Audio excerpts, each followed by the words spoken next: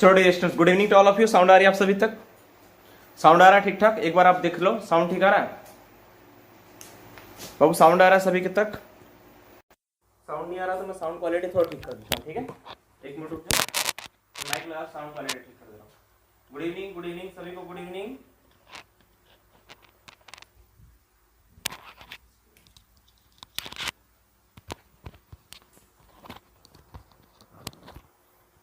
Sorry for that, sorry for late. Are ready? क्या आप सब तैयार हैं डिस्कशंस के लिए? डियर स्टूडेंट्स, क्या आप सब तैयार हैं डिस्कशन के लिए? चलो तो क्लासेस को हम लोग स्टार्ट करते हैं। फर्स्ट क्वेश्चन के साथ हम लोग लेंगे। बोर्ड पर आपको कुछ चित्र दिख रहा होगा, बोर्ड वाले जो चित्र आपको दिख रहा है आप लोग देख के घबराइए मत। इस पे हम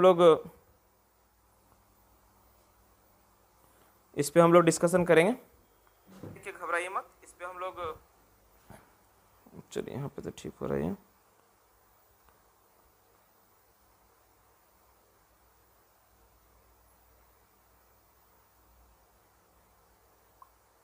कुछ मैसेज में सेंड कर दे रहे बाबू। चलो जल्दी से कैलकुलेशन करके बताओ, अगर हेडिंग इक्वल टू 5 हो तो कितना मैक्सिमम नंबर ऑफ फेस होगा? प्रीवियस क्लास में मैंने बताया था हेडिंग की संख्या अगर 5 हो जाए बाबू तो फेस टोटल कितना रहेगा? हेडिंग का संख्या अगर 5 होगा तो फेस कितना रहेगा? जल्दी से बताओ। हेडिंग का संख्या अगर 5 हो जाएगा बाबू तो फेस कितना रहेगा?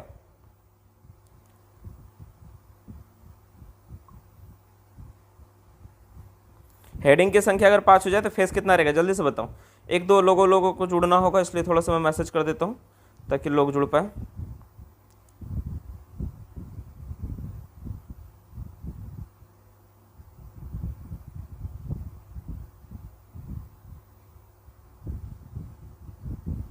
कितना होगा? जल्दी से कैलकुलेट करके बताओ। हेडिंग की संख्या अगर 5 हो डियर स्टूडेंट्स तो फेस मैक्सिमम कितना पॉसिबल होगा? क्या हो रहा है?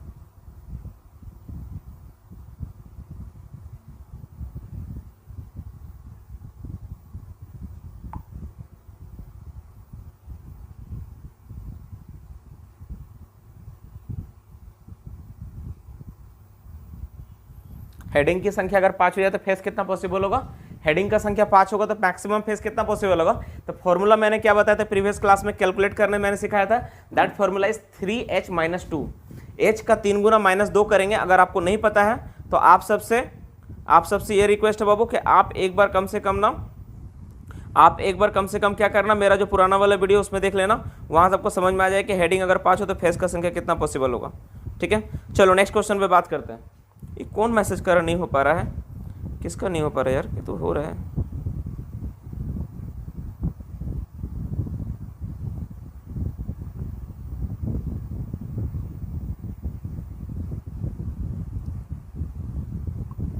चलो नेक्स्ट क्वेश्चन पे बात करते हैं हम लोग। नेक्स्ट क्वेश्चन पे आते हैं। जो मेरा ओपन कास्ट माइंस होगा, ओपन कास्ट माइंस जो चलेगा मेरा बाउंड्री से कितना मीटर तक ओपन कास्ट माइंस नहीं चलेगा? बाउंड्री से कितना मीटर डिस्टेंस तक ओपन कास्ट माइंस को हम लोग नहीं चलाएंगे? बाउंड्री से कितना मीटर डिस्टेंस तक ओपन कास्ट माइंस को नहीं चलाते बाबू? जल्दी से मैसेज करके बताओ। फी कितना पे करेंगे सब डिस्कशन बाद में होगा। क्लासेस के बारे में जो फी पे क्या करना है सब है, सब बाद में डिस्कशन करना, मुझे कॉल कर लेना। क्लास के समय डिस्टर्ब मत करो please, you all are requested to please don't disturb. हर चीज का एक टाइम होता है बाबू। क्लास का आपको जानना है डिटेल्स तो मुझे फोन करो शाम में, मैं उसमें जवाब दूंगा, है ना? आप बिना मतलब का क्लास में डिस्टर्ब करो, फी बताने का टाइम थोड़ी ना है। ओपन कास्ट में ड्रिंकिंग वाटर पर पर्सन कितना लीटर ड्रिंकिंग वाटर प्रोवाइड करना होता है? ड्रिंकिंग वाटर पर पर्सन कितना लीटर प्रोवाइड करते हैं? जल्दी से बताओ। ड्रिंकिंग वाटर पर पर्सन कितना लीटर प्रोवाइड करते हैं? जल्दी से बताओ। जल्दी से मैसेज करके जल्दी से रिप्लाई देखो, बताओ बाबू। पर पर्सन कितना लीटर ड्रिंकिंग वाटर प्रोवाइड करते हैं? जल्दी से मैसेज करके बताओ।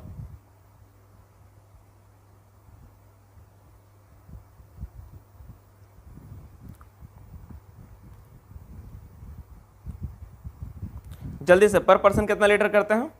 तो पर पर्सन कितना लीटर का? 2 लीटर, ठीक है। और वेट बल्ब टेम्परेचर का मान कितना होने पर ड्रिंकिंग वाटर 3 लीटर प्रोवाइड करना है? वेट बल्ब टेम्परेचर का मान कितना लीटर होने पर ड्रिंकिंग वाटर 3 लीटर प्रोवाइड करना है? इस टॉपिक को मैं मिटा देता हूँ। सोचा तो पढ़ाऊंगा पर जरूरत नहीं पड़ रहा है। इसको मिटा दूं क्या? मिटा दूं इस टॉपिक को, एक्सप्लेन कर दूं इसको? आप लोग रिप्लाई दोगे तो ही मैं करूंगा। ये क्या है, एक्सप्लेन कर दूं या मिटा दूं इसको? वेट बल्ब टेम्परेचर का मान कितना डिग्री होने पर 3 लीटर प्रोवाइड करते हैं? कितना डिग्री पर होने पर करते हैं बाबू? 30 डिग्री सेंटीग्रेड या 30.5 डिग्री सेंटीग्रेड? जल्दी से, कितना डिग्री है जल्दी, 30 है या 30.5 है, कितना डिग्री है, कितना डिग्री, जल्दी से रिप्लाई बताओ, 30 है या 30.5 है, दो फिगर आप लोग बोल रहे, 30 भी बोल रहे, 30.5 भी बोल रहे, 30 डिग्री का फिगर है, ठीक है। वेट बेल्ट टेम्परेचर 30 डिग्री से ज्यादा होने पर हम लोग 3 लीटर पानी प्रोवाइड करते हैं, नहीं तो हम लोग कितना प्रोवाइड करते हैं, नहीं तो 2 लीटर पानी प्रोवाइड करते हैं। 30.5 डिग्री वेट बेल्ट टेम्परेचर का मान ज्यादा होने से एयर वेलोसिटी वहां पे कितना होना चाहिए, 1 मीटर पर सेकंड होना चाहिए, ये फिगर दिया गया है। नेक्स्ट क्वेश्चन पे बात करते हैं duration of oxygen, oxygen minimum कितना परसेंट होना चाहिए, माइंस में ऑक्सीजन मिनिमम कितना परसेंट होगा, जल्दी से रिप्लाई देके बता दो, ऑक्सीजन का परसेंटेज मिनिमम कितना होगा माइंस में, ऑक्सीजन मिनिमम कितना परसेंट होता है माइंस में, जल्दी से रिप्लाई देके बताओ, रिप्लाई देके बताओ, ठीक है।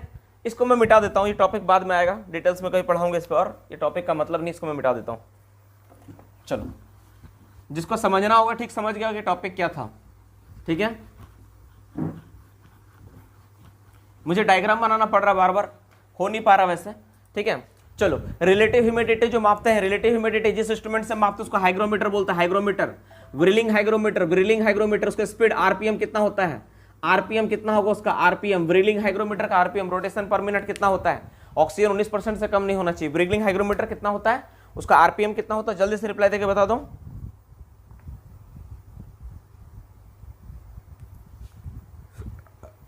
कितना होगा यार, 200 आरपीएम होता है, 200 आरपीएम होता है, कितना आरपीएम होता है, 200 आरपीएम में घुमाते हैं ना, 200 आरपीएम में घुमाते हैं।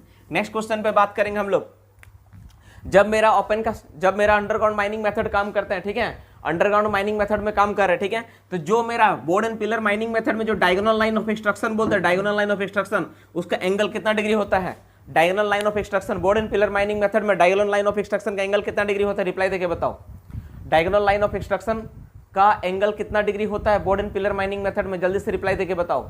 वेरी गुड, कितना डिग्री हो जाएगा, जल्दी से, इतना टाइम नहीं है बाबू, जल्दी से रिप्लाई देना सीखो।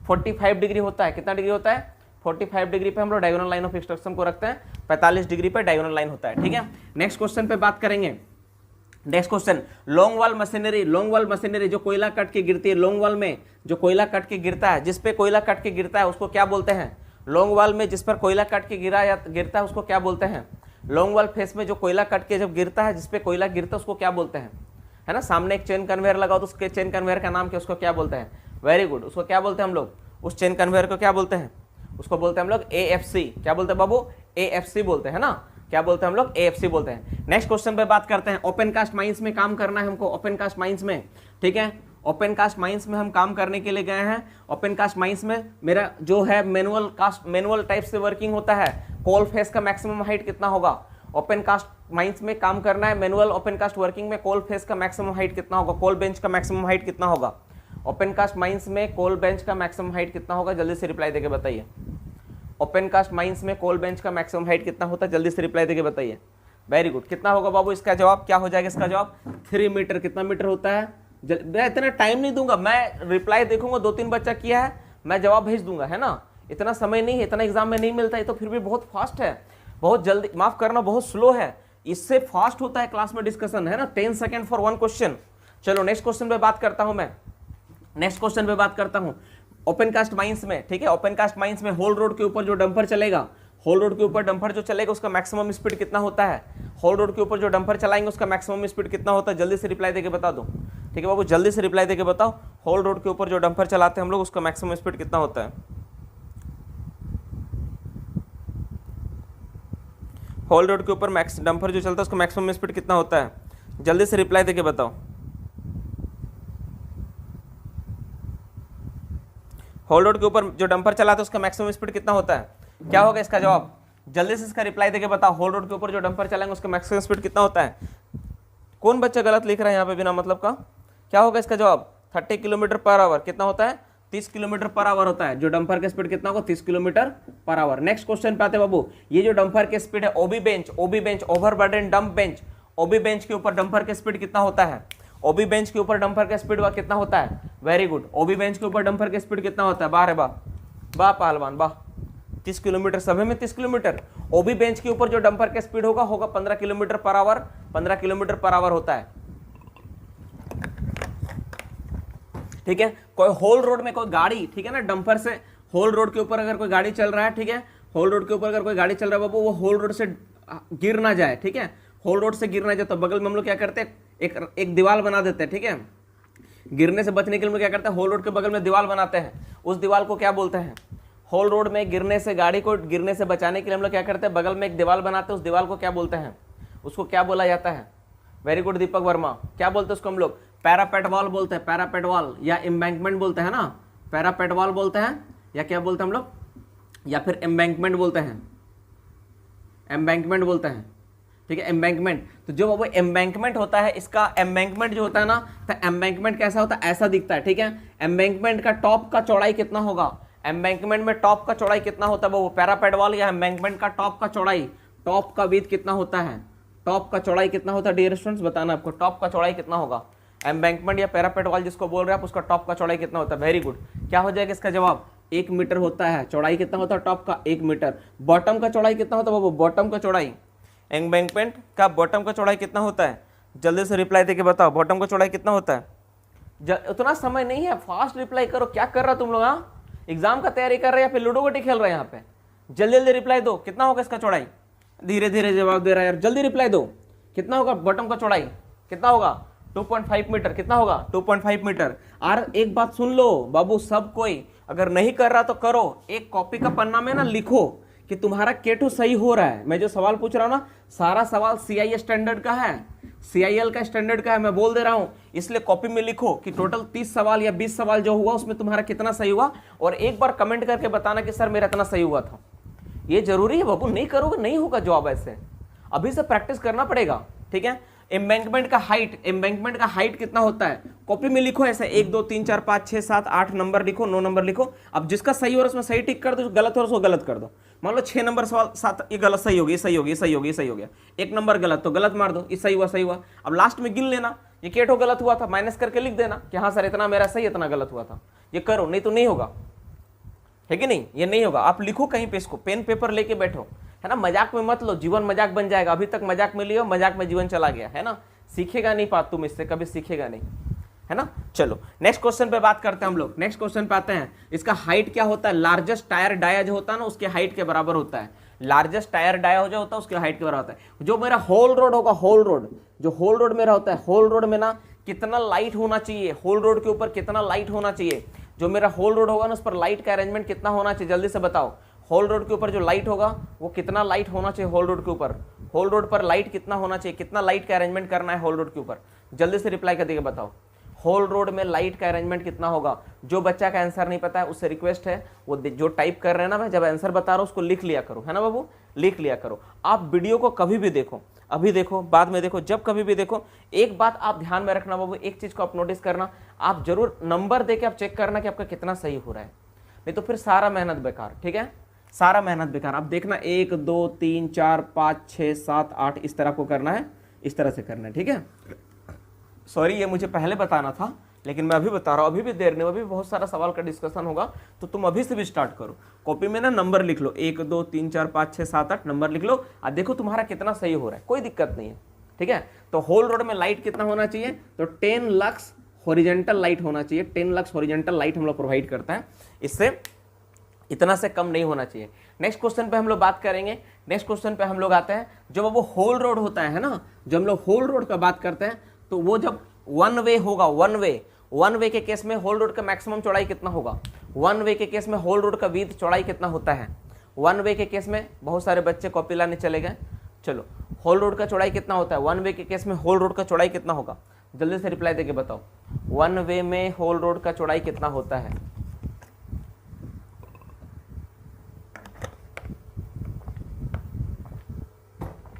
मैं समझा देता हूं, देखो वन वे टू वे क्या होता है ना, देखो जैसे मान लो ये एक रास्ता है, ठीक है। आप देखना, आप कहीं पर भी जाते हो तो रास्ता कैसा दिखता है आपको? 2 तरह से रास्ता दिखता है। एक हाईवे वाला रास्ता दिखता है जिसको grand truck road, GT road बोलते हैं, एक हाईवे होता है, ठीक है। और एक रास्ता आपका घर के बगल से रास्ता जाता है। तो घर का बगल वाला रास्ता कैसा होता है? आप देखे हो घर का बगल वाला रास्ता? वो रास्ता ऐसा होता है कि एक रास्ता है, ठीक है, एक रास्ता है, और इसी रास्ते में क्या होता है कि एक गाड़ी जाती है, वो उसका डायरेक्शन होता है, इसमें एक गाड़ी जाती है ऐसे, और उधर से गाड़ी आता है ऐसे अपना लेफ्ट साइड। और जो आप GT रोड देखते हो या हाईवे देखते हो, वहां पे क्या होता है, उसमें बीच में डिवाइडर होता है। इधर का गाड़ी केवल इधर से जाएगा और उधर का गाड़ी केवल उधर से आएगा, दोनों के लिए अलग अलग रास्ता बना होता है।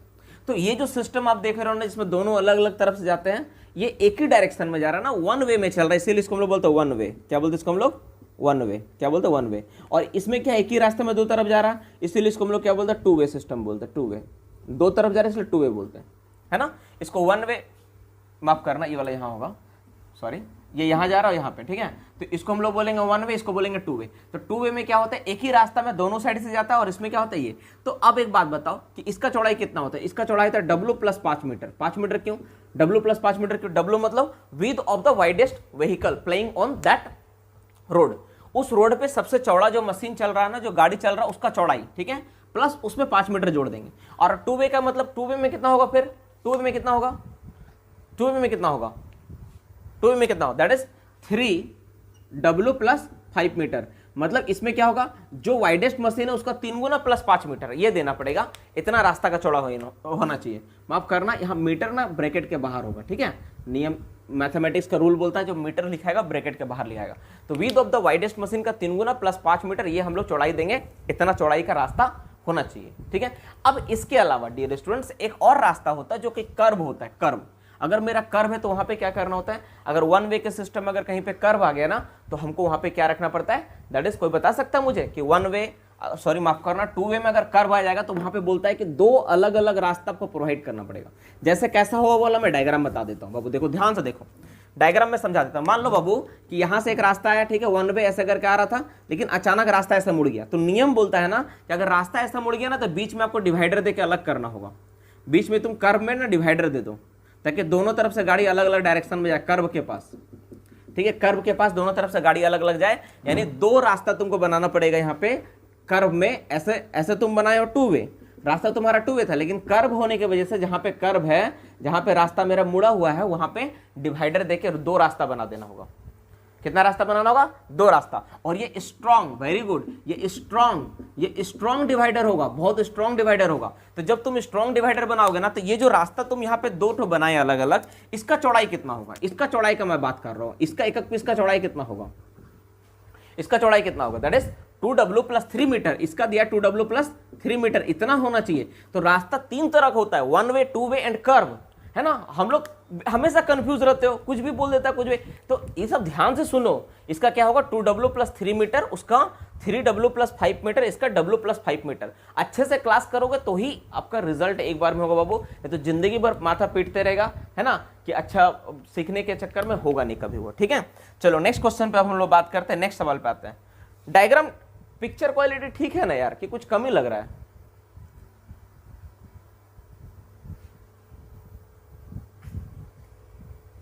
थोड़ा वीडियो को क्वालिटी इंप्रूव कर लो। चलो नेक्स्ट क्वेश्चन पे बात करते हैं, हम नेक्स्ट सवाल पे आते हैं। नेक्स्ट सवाल पे हम लोग बात करेंगे बाबू। नेक्स्ट क्वेश्चन आपको बताना है, बताओ तो, कि जो मेरा होल रोड होता है ना, होल रोड, अगर वहां पर किसी डंपर को, अगर एक दूसरे डंपर को ओवरटेक करना है, तो आगे वाला डंपर जो चलेगा, जिसका ओवरटेक करना, उसका स्पीड मैक्सिमम कितना होगा? अगर कोई डंपर को ओवरटेक करना है, तो जो आगे वाला डंपर चल रहा है उसका मैक्सिमम स्पीड कितना होगा? जल्दी से रिप्लाई देकर आपको बताना है।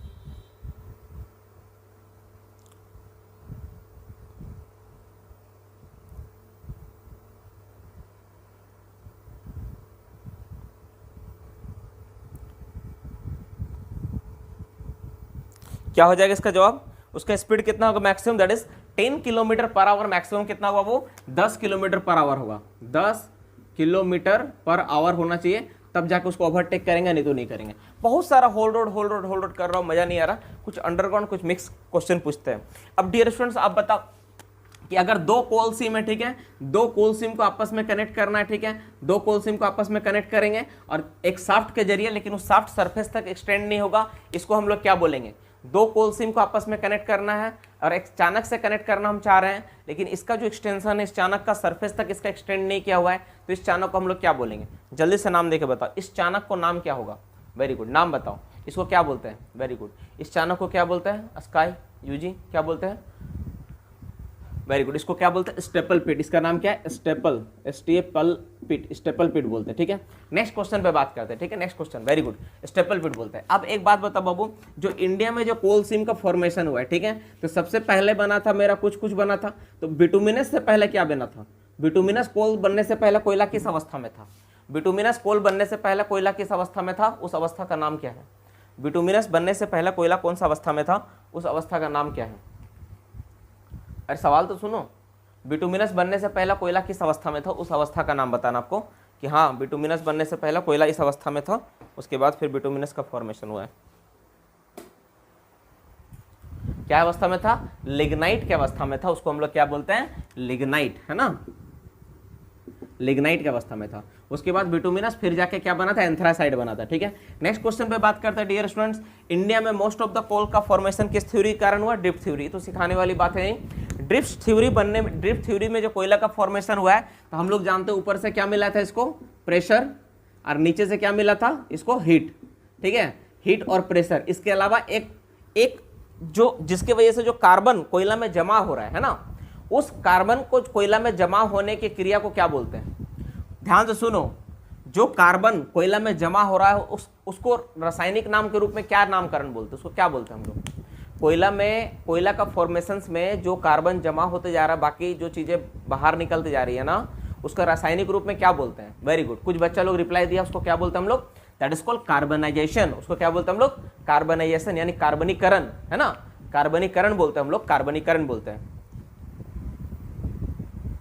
ये वाला वीडियो में बता दिया सर, कुछ नया बताइए। कुछ रिवीजन तो करवाना ही पड़ेगा थोड़ा बहुत, है ना, रिवीजन करोगे तो थोड़ा सा क्या होता है कि थोड़ा सा ये होता है। चलो 2-4 सवाल और देख लेते हैं, उसके बाद हम लोग आते हैं। नया टॉपिक जानना, नया टॉपिक के बारे में बोलना है, नया टॉपिक सुनना है, तो ठीक है बताओ। चलो बताओ, पर पर्सन के हिसाब से हवा का क्वांटिटी कितना होना चाहिए? लार्जेस्ट शिफ्ट में पर पर्सन के हिसाब से एयर क्वांटिटी कितना होना चाहिए?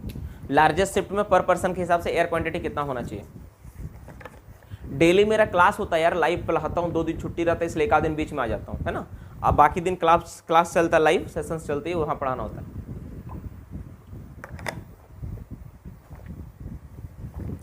पर पर्सन कितना होना चाहिए? 6 मीटर क्यूब, एकदम perfect answer, 6 metre cube is the perfect answer.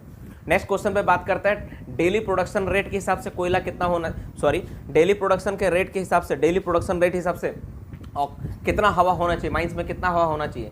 Daily production के रेट के हिसाब से माइंस में कितना हवा होना चाहिए? इसका क्या होगा जवाब? जल्दी से रिप्लाई देके बताओ। डेली प्रोडक्शन के रेट से माइंस में हवा कितना होना चाहिए? इसका जवाब क्या होगा? 6 मीटर क्यूब हो गया, उसका आंसर खत्म। अब मत रिप्लाई करो, इसका क्या होगा? इसका होगा आपका कितना हो जाएगा? जल्दी से रिप्लाई बताओ, कितना होगा? 2.5 मीटर क्यूब पर मिनट, और इतना हवा होना चाहिए, वो भी डेली प्रोडक्शन से मल्टीप्लाई कर देंगे। ये माइंस में कार्बन डाइऑक्साइड, ठीक है, कितना से ज़्यादा नहीं होगा? माइंस में कार्बन डाइऑक्साइड किससे ज़्यादा नहीं होगा? माइंस में कार्बन डाइऑक्साइड किससे ज़्यादा नहीं होगा? ठीक है, माइंस में कार्बन डाइऑक्साइड किससे ज़्यादा नहीं होगा? जल्दी से रिप्लाई देके बता दो। माइंस में CO2 किससे ज़्यादा नहीं होगा बाबू? किससे ज़्यादा नहीं होगा? अरे CO2 वाला तो जवाब दो, अब तो हो गया खत्म। माइंस में CO2 किससे ज़्यादा नहीं होगा? कितना परसेंट से अधिक नहीं होता CO2? That is the 0 point कितना परसेंट? 5% से CO2 ज़्यादा नहीं होता है। बस इतना ही टाइम है, इससे ज़्यादा टाइम नहीं दूंगा मैं बाबू। नेक्स्ट सवाल पे आते हैं, ठीक है, नेक्स्ट क्वेश्चन पे बात करते हैं, ठीक है। किस शेप का गोफेज लाइन कभी फॉर्म नहीं होने देना है? कौन सा शेप का गोफेज लाइन को कभी फॉर्म नहीं होने देना है? कौन सा शेप का गोफेज लाइन को कभी फॉर्म होने नहीं देना चाहिए? जल्दी से, कौन सा शेप का गोफेज लाइन को कभी फॉर्म होने नहीं देते हैं? क्या होगा इसका जवाब? कौन सा शेप का गोफेज लाइन को फॉर्म होने नहीं देता है? जल्दी रिप्लाई दो। क्या कौन सा शेप होता है? That is V shape. V shape से हम लोग कभी नहीं गोफेज लाइन को फॉर्म होने नहीं देते। एक चीज मैं नोटिस कर रहा हूँ ना, स्पीड जो है ना, मैं बोल रहा हूँ ना और यहाँ पे देख रहा हूँ ना, स्लो जा रहा है यार। देखोगे तुम लोग? देखो देखो, दिख रहा है तुम लोगों को? मैं लाइव हूँ, लाइव में देख रहा हूँ कि थोड़ा सा ना स्लो जा रहा है। देखो अभी वीडियो दिखा रहा है वो, मतलब गजब है। चेंज कर दे, ठीक है। V शेप का गोफेज लाइन को कभी फॉर्म नहीं होने देना चाहिए, ठीक है। नेक्स्ट क्वेश्चन पे बात करते हैं, ठीक है। नेक्स्ट क्वेश्चन बात, जब वह ऑपरेशन जिसमें हम लोग क्या करते हैं, एक्सप्लोसिव के अंदर डिटोनेटर को इंसर्ट किया जाता है, एक्सप्लोसिव के अंदर डिटोनेटर को लगाने वाला ऑपरेशन को क्या बोलते हैं? एक्सप्लोसिव के अंदर जो डिटोनेटर को लगाया जाता है उसको हम लोग क्या बोलते हैं? एक्सप्लोसिव के अंदर जो डिटोनेटर लगाते हैं उस ऑपरेशन को क्या बोलते हैं? जल्दी से रिप्लाई देके बताओ।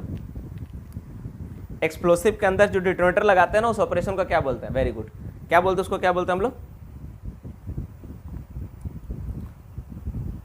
क्या बोलते हैं उसको हम लोग? उसको हम लोग क्या बोलते हैं? प्राइमिंग बोलते हैं। उसको हम लोग क्या बोलते हैं? Priming. That operation is called priming. क्या बोलते हैं हम लोग इसको? प्राइमिंग, ठीक है। प्राइमिंग बोलते हैं, ठीक है। और इसी एक्सप्लोसिव को होल के अंदर जब डालेंगे, ठीक है, होल के अंदर जब डालेंगे तो उसको हम लोग क्या बोलेंगे? इस एक्सप्लोसिव को होल के अंदर जब डाला जाता है बाबू तो उसको हम लोग क्या बोलते हैं? इसको प्राइम कार्टिज बोलते हैं, इसको ऑपरेशन को प्राइमिंग बोलता है, इसको बोलते हैं प्राइम कार्टिज, ठीक है। अब इस एक्सप्लोसिव को होल के अंदर हम लोग डाल रहे हैं, ठीक है, तो होल के अंदर वाला डालने वाला चीज को हम लोग क्या बोलते हैं? उसको क्या बोलेंगे? That is called what? That is called, क्या कहेंगे उसको हम लोग बोलेंगे चार्जिंग। क्या बोलेंगे उसको हम लोग? चार्जिंग बोलेंगे, ठीक है, उसको चार्जिंग बोलते हैं। नेक्स्ट क्वेश्चन पे बात करते हैं हम लोग। प्राइमिंग हो गया, चार्जिंग हो गया, ठीक है। और बाहर से जब गोला माटी दे के इसको हम लोग ठसानी करते हैं उसको हम लोग क्या बोलते हैं? स्टेमिंग बोलते हैं। ये तो सभी को पता है, स्टेमिंग बोला जाता है, ठीक है। और लास्ट में क्या होता है? ब्लास्टिंग होता है। डियर स्टूडेंट्स, आपको बताना सॉलिड ब्लास्टिंग के केस में फेस से कितना मीटर तक गैस का जांच होता है? सॉलिड ब्लास्टिंग के केस में फेस से कितना मीटर तक गैस का जांच होगा? जल्दी से, सॉलिड ब्लास्टिंग के केस में फेस से कितना मीटर तक गैस का जांच होता है? एक बच्चा को रिप्लाई किया था ग्रुप में कि सर थोड़ा ओबी बेंच के ऊपर थोड़ा बता दीजिएगा, तो थोड़ा सा मैं ओबी बेंच के ऊपर थोड़ा डिस्कशन करना चाहूँगा, ठीक है। इसके बाद मैं ओबी बेंच से थोड़ा बहुत सवाल लूँगा, तो उस पर देखते हैं। बाबू देखो, अगर कट फेस ब्लास्टिंग होगा ना तो 18 मीटर, जैसे डियर स्टूडेंट देखो ये मेरा फेस है ना, तो कट फेस ब्लास्टिंग करेंगे ना तो जो सरदार बाबू होंगे ना उस सेफ्टी लैम्प लेके कितना मीटर तक जाँच करेंगे? 18 मीटर तक जांच होगा, फेस से 18 मीटर। इस सरदार बाबू है, ठीक है, 18 मीटर। अच्छा नहीं लग रहा, अच्छा लो, कितना मीटर जांच होगा? 18 मीटर कट फेस में। और अगर सॉलिड ब्लास्टिंग है, BOS है, ब्लास्टिंग ऑफ सॉलिड है, तो कितना हो जाएगा? तब इसका डिस्टेंस बढ़ेगा, कितना हो जाएगा? 20 मीटर। तब उस केस में 20 मीटर तक करेंगे जांच, ठीक है, 20 मीटर तक जांच करना होगा। नेक्स्ट क्वेश्चन पे आते हैं। बताओ तो हम लोगों का जो माइंस में होता है ना, कि जो ओपन कास्ट माइंस में जो ट्रांसपोर्टेशन रूल होता है, ट्रांसपोर्टेशन रूल कौन बनाता है? ओपन कास्ट माइंस में जो ट्रांसपोर्टेशन रूल होता है कौन बनाता है? जल्दी से रिप्लाई देके बताओ। 100+ लाइव हो गया, अच्छा थैंक यू सो मच। चलो तुम लोग का सब शेयर किया इसलिए 100+ लग रहा हो गया। शेयर किया कि नहीं किया था? चलो बताओ, जल्दी बताओ, ट्रांसपोर्टेशन रूल कौन बनाता है? ओपन कास्ट माइंस में ट्रांसपोर्टेशन रूल बनाने का पावर किसको दिया गया है? मैनेजर साहब को दिया गया। Very good. कौन क्यों पावर दिया गया बाबू? मैनेजर साहब को पावर दिया गया। बाबू बताओ तो, जैसे मान लो मेरा बेंच है, ठीक है, ये मेरा बेंच है, ठीक है, तो बेंच का ये वाला जो पार्ट तुमको दिख रहा है, इसको, ये बेंच का ये वाला पार्ट को हम लोग क्या बोलते हैं? इसको हम लोग क्या बोलते हैं? ये इसको क्या बोलते हैं? बेंच का ये क्या कहलाता है? जो कोल बेंच होता है ना, तो बेंच का ये वाला पार्ट को हम लोग क्या बोलते हैं? कोई भी बेंच इसको हम लोग क्या बोलते हैं? इसको डिफाइन करो। उसका 20 मीटर होगा, सॉलिड ब्लास्टिंग के केस में 20 मीटर। इसको हम लोग क्या बोलते हैं? जल्दी से नाम बताओ। एक बच्चा, दो बच्चा कुछ किया है। इसी को बोलते हैं हम लोग हाईवल, ठीक है, इसको हम लोग क्या बोलते हैं डियर स्टूडेंट्स? हाईवल बोलते हैं। और इसी को हम लोग क्या बोलते हैं? फेस बोलते हैं ना। इसको हाईवल भी बोलते हैं, इसको फेस भी बोलते हैं, ठीक है। इसको थोड़ा ध्यान में रखना, इसको हम लोग क्या बोलते हैं? हाईवल और फेस। डियर स्टूडेंट्स, यहाँ पर ना एक स्पेशल अरेंजमेंट होता है ताकि कोई जो गाड़ी वगैरह ना इधर गिर ना जाए, तो इस अरेंजमेंट को हम लोग क्या बोलते हैं? इसको हम लोग क्या बोलते हैं? स्पेशल अरेंजमेंट होता है जो गाड़ी को गिरने से रोकना है, उसको हम लोग क्या बोलते हैं बाबू? नाम बताओ इसका, सिर्फ नाम बता दो, क्या है इसका नाम? इसको क्या बोलते हैं? Very good. इसका नाम क्या है बाबू? इसका नाम है, क्या नाम है इसका यार बताओ? हाँ, इसका नाम बर्म। क्या है इसका नाम? बर्म इसको बोलते हैं ना, इसको बर्म बोलते हैं। और ये क्या होता है? इसका विड्थ ऑफ द बेंच होता है, ये हाइट ऑफ द बेंच होता है ना, ये विड्थ होता है और ये हाइट होता है। इसका तो नहीं, ये वाला क्या होता है? ये वाला, इसको क्या बोलते हैं? इसको बेंच को क्या बोलते हैं? इसको क्या बोलते हैं? Very good. इसको क्या बोलते हैं? कौन लड़का रिप्लाई दे रहा है जल्दी से? इसको क्या बोलते हैं? इसको क्या बोलते हैं? इसको बेंच का क्या कहलाता है? नाम तो बताओ। इसको क्या बोलता है? दैट इज कॉल्ड क्या? What? It is known as what? इसको बोलते हैं हम लोग स्लोप एंगल। क्या बोलते हैं बाबू? स्लोप एंगल, है ना, एंगल। आप मुझे 15 मिनट दो, आप मुझे 10 मिनट दोगे, 10 मिनट में सारा फॉर्म याद करवा दूंगा आपको CMR का। आप लोग को लगता है ना डियर स्टूडेंट्स कि सर बोलते हैं ना कि 10 दिन में माइंस रूल खत्म कर देते हैं, पूरा का पूरा 10 दिन में माइंस रूल कैसे याद हो जाए किसी को? आप मुझे 10 मिनट से 15 मिनट का टाइम दो, मैं सारा फॉर्म आपको याद करवा दूंगा अभी क्लास में। अभी क्लास में आपको सारा फॉर्म याद हो जाएगा, सारा फॉर्म याद हो जाएगा। क्या 10 मिनट टाइम दोगे? यस और नो में रिप्लाई करो, यस और नो में रिप्लाई करो कि सर 10 मिनट टाइम देता, आप याद करवा के दिखाइए। मैं सारा फॉर्म याद करवा दूंगा जितना रेगुलेशन में लिखा हुआ है ना। ये पॉसिबल है। हम लोग कभी डेडिकेशन के साथ पढ़ते नहीं, जो टेक्निक्स हमको पता नहीं कि पढ़ते कैसे, ठीक है। क्या आप लोग रेडी हो? यस और नो? यस करके रिप्लाई करो अगर तैयार हो तो 10 मिनट में सारा फॉर्म याद करने के लिए। याद करवा दो 10 मिनट में? चलो देखो, चलो तुम लोग रिप्लाई दे दिया। देखो आप तुम लोग को दिखा देते सारा फॉर्म कैसे याद होता है। ओनली 10 मिनट्स में याद करेंगे हम लोग सारा का सारा फॉर्म। घड़ी देख के नोट कर लो, 9-2 में खत्म हो जाएगा। देखो बाबू, फॉर्म टोटल माइंस रूल में सबसे पहले हम लोग जानते हैं फॉर्म क्या होता है। फॉर्म का मतलब होता है सिंपल, पहले समझना पड़ेगा व्हाट इज फॉर्म। फॉर्म का मतलब होता है डियर फ्रेंड्स क्या? एक पहले से एक ढांचा तैयार कर दिया गया कि जब कुछ चीज होगी ना तो उसके अनुसार ही होगा। उसमें जो जो डेटा लिखना होगा ना उसके अनुसार ही लिखेंगे। रूल वाला हम लोग किसी और दिन करेंगे, फिलहाल हम लोग इसको कर लेते हैं रेगुलेशंस वाला, एक क्लास लगेगा, नेक्स्ट वाला क्लास में रूल वाला कर लेंगे। तो डियर स्टूडेंट्स, एक बात हमको समझ लेना पड़ेगा, क्या समझ लेना पड़ेगा कि अगर फॉर्म क्या होता है, फॉर्म का मतलब क्या होता है, एक ढांचा होता है, एक ढांचा होता है, एक स्ट्रक्चर पहले से बनाएंगे कि उस स्ट्रक्चर में ये डेटा डालना है, वही कहलाता फॉर्म। ठीक है, अब जैसे मान लो कोई माइंस का, जैसे मान लो कोई भी चीज हो तो एक फॉर्म चाहिए, एक फॉर्मेट चाहिए, तो उस फॉर्मेट को हम लोग याद करेंगे सारा का सारा चीज एकदम, देखो ध्यान से, एकदम 10 मिनट में। और जैसे तुम याद किए हो ना, तुम्हारा दिमाग में स्ट्रेस गया ना, इस टेक्निक से पढ़ोगे ना, तुम्हारा दिमाग में कभी स्ट्रेस नहीं होगा, कभी स्ट्रेस नहीं, एकदम हमेशा याद रहेगा। चलो देखो ध्यान से, तो फॉर्म का जो कैटेगरी है ना, माइंस रेगुलेशन, हम लोग रेगुलेशन का बात कर रहे हैं, रेगुलेशन 2017 के अनुसार, 2017 के अनुसार फॉर्म का टोटल 6 पार्ट है, 6 कैटेगरी है। तो पहला फॉर्म क्या होता है, फॉर्म है 1A, 1 का टोटल क्या है, 1 का फॉर्म टोटल 4 है, 1A, 1B, 1C, 1D, इस तरह से कितना होता है, 4 फॉर्म होता है, 1 का 4 फॉर्म। ठीक है, एक 4 फॉर्म होता है। ए क्या है, अब अगर मान लो कोई माइंस है मेरा, ठीक है, तो माइंस अगर तुम जाओगे, ए फॉर्म ए जो है ना, 1 है ना, वो नोटिस से रिलेटेड है, किससे रिलेटेड, नोटिस, ये नोटिस ही है, नोटिस ऑफ, ये नोटिस से रिलेटेड है। तो जो 1A होता है ना, नोटिस से रिलेटेड है। तो अगर कोई खदान है मेरा, सबसे पहले क्या होगा, तो सबसे पहले अगर कोई खदान बंद है या फिर ओपन करना है, तो सबसे पहले मेरा ओपनिंग का नोटिस देना पड़ेगा, that is notice of opening. इसका क्या होगा, नोटिस ऑफ ओपनिंग का नोटिस होगा ये। ठीक है, 1 फॉर्म क्या होगा, नोटिस ऑफ ओपनिंग। और 1B क्या होगा, मान लो खदान कोई बंद है, तो इसका क्या होगा, रीओपनिंग। ध्यान से सुनो, 1 का मतलब क्या हो गया, ओपनिंग, और 1B का मतलब क्या हो गया, रीओपनिंग। और 1C का मतलब क्या हो गया, 1C का मतलब क्या हो गया, C4 क्या होता है, क्लोज, है ना। तो 1C का मतलब क्या हो गया, क्लोज। और D का मतलब क्या हो गया, ठीक है, D का मतलब डिसकंटिन्यू। कितना आसान है देखो, हम लोग ऐसा कभी ध्यान ही नहीं देते। ओपनिंग, रीओपनिंग, क्लोज और D फॉर डिसकंटिन्यू, यही तो 4 फॉर्म है। नोटिस ऑफ ओपनिंग, अब इसमें लगा दो notice word, notice of opening, notice of reopening, notice of close और अबंडेंट। क्लोज को अबंडेंट बोलते हैं, सबको पता है। और नोटिस ऑफ डिसकंटिन्यू, कितना आसान है बोलो। तो 1 का जो फॉर्म है ना, 1 का मतलब क्या है, नोटिस ऑफ ओपनिंग, B का मतलब रीओपनिंग, C का मतलब क्लोज और D का मतलब डिसकंटिन्यू। 1 का फॉर्म सारा याद हुआ, समझ में क्या बोले। 1 का मतलब मैं पूछूंगा थोड़ी देर बाद, ध्यान से देखो, दिमाग में बैठाओ। ठीक है, 1 का मतलब सारा चीज याद हुआ, क्या है ये। ठीक है, 1 का मतलब समझ में आया। 2 का थोड़ा देर बाद याद करते हैं, टेक्निक्स देखो। 2 को थोड़ा देर बाद याद करते हैं, 3, 4, 5, 6 बाकी देख लेते हैं। फॉर्म नंबर 3, फॉर्म नंबर 3, जो फॉर्म 3 होता है, एनुअल रिटर्न। एनुअल रिटर्न किससे, कौन सा return, annual return. Form number 5 पे पहले बात करते हैं, notice of notifying disease, notice of notifying disease.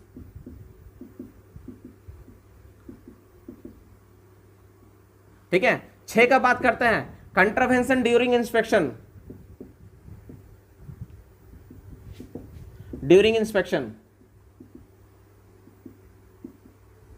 जो डीजीएमएस की टीम आती है ना, तो जो अपने इंस्पेक्शन के समय जो कंट्रावेंशन देके जाती है ना, कि ये कमी है, ये कमी है, ये आपका कंट्रावेंशन से रिलेटेड है। ठीक है, अब देखो, अब ये 3 फॉर्म याद हो गया, 1A, 1B, 1C और 1D तो याद करवा चुका हूं, इसमें कोई डाउट है नहीं है। 3, 4, 5, 6 याद हो गया। 4 का टोटल 3 फॉर्म होता है, 4A, 4B, 4C। 4A का जो नोटिस होता है ना, एक्सीडेंट से रिलेटेड, एक्सीडेंट का नोटिस देंगे। एक्सीडेंट का नोटिस कब, 24 आवर के अंदर। ठीक है, विद इन 24 आवर एक्सीडेंट का नोटिस, 24 का आवर। ये भी कब नोटिस देंगे, डिटेल्स ऑफ एम्प्लॉय, ये भी एक्सीडेंट का ही नोटिस आता है। एक्सीडेंट के केस में जो फॉर्म देख रहे हो ना बाबू, ये फॉर्म 4 है ना, ये पूरा एक्सीडेंट से रिलेटेड है, एक्सीडेंट से संबंधित है। और ये क्या होता है, एक्सीडेंट होने का नोटिस दिया जाता है 24 घंटे के अंदर।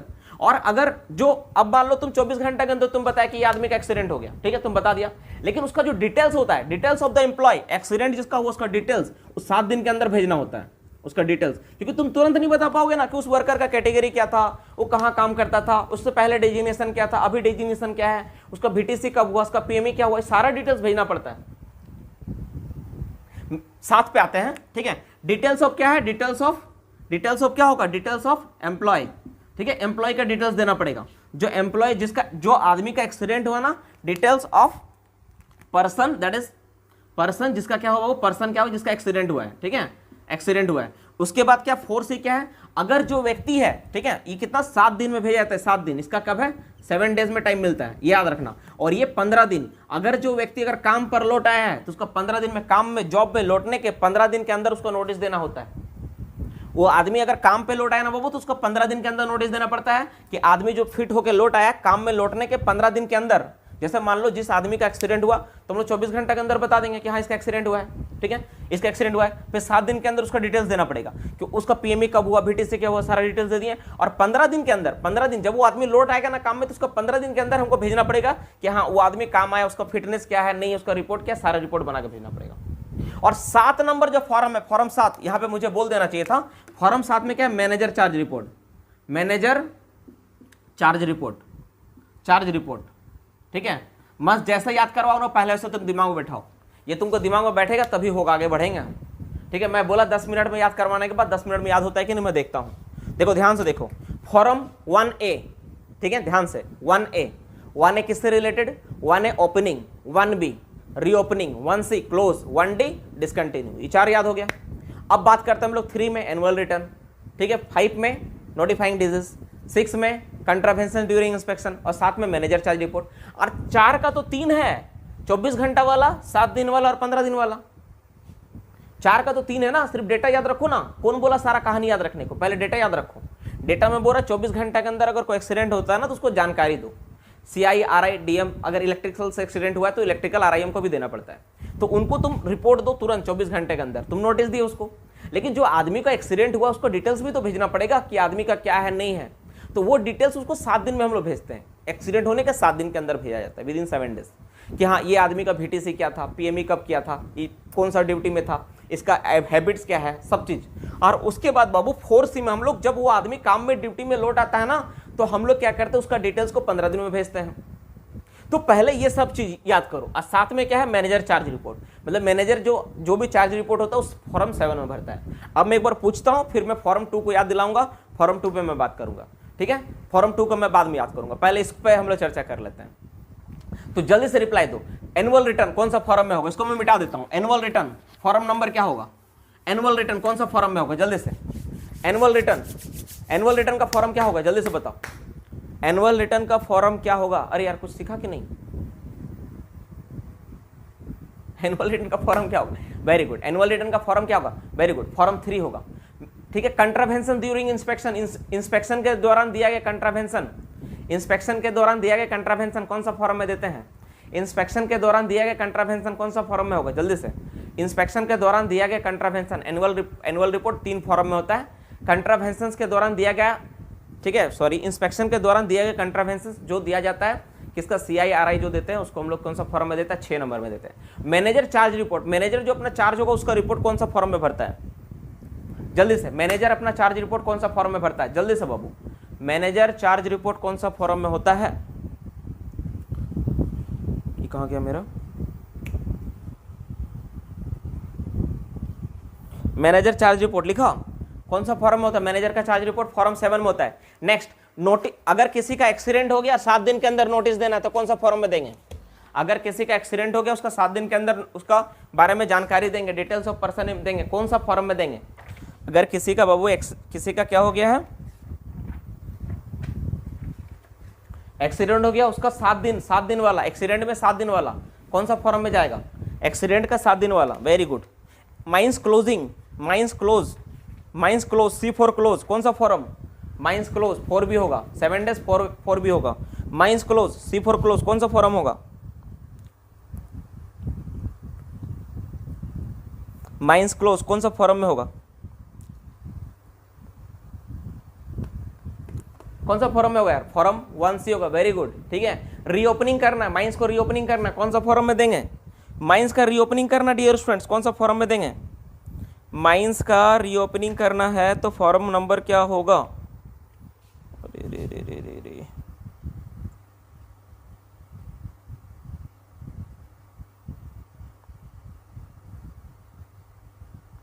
माइंस का रीओपनिंग करना तो कौन सा फॉर्म में होगा, ये टॉपिक आप लोग पढ़ाएंगे क्या, वेरी गुड। क्या फॉर्म होगा इसमें, माइंस का रीओपनिंग 1 भी होगा, ठीक है। डिसकंटिन्यू के लिए कौन सा फॉर्म होता है, डिसकंटिन्यू के लिए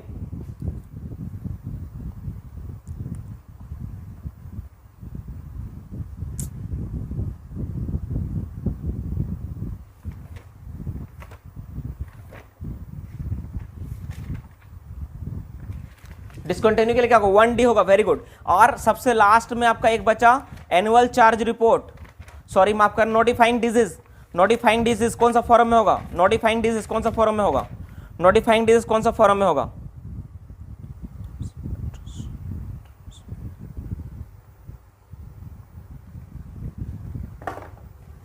ठीक है।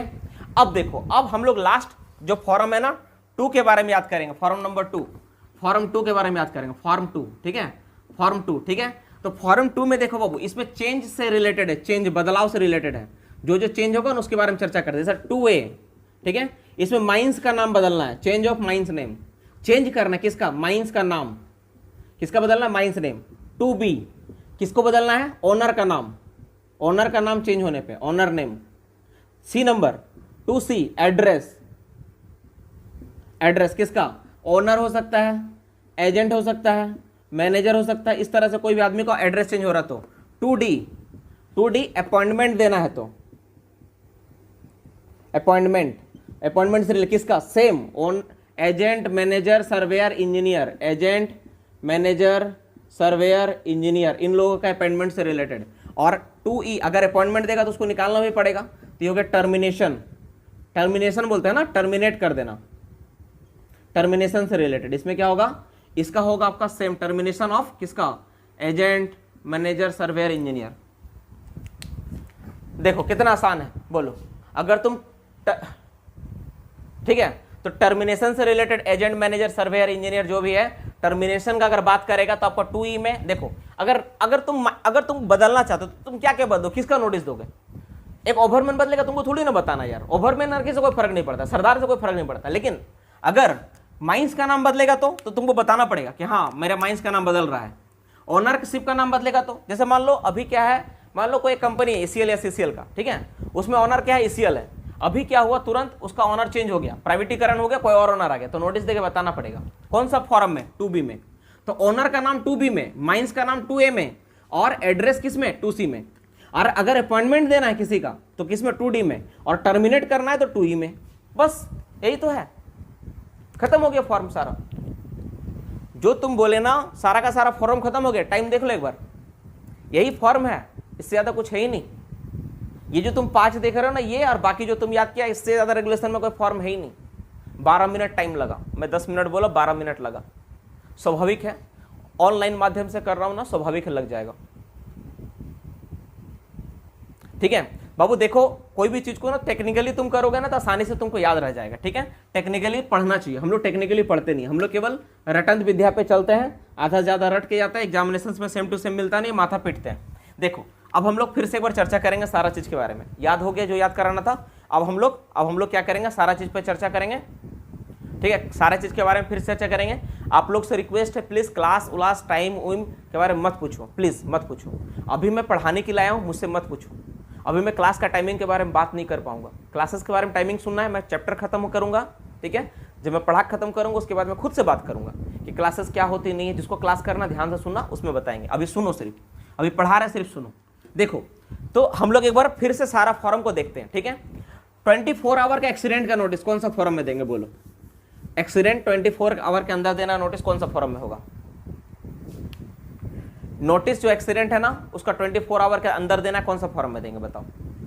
अब रिप्लाई दो, क्या सोच रहा।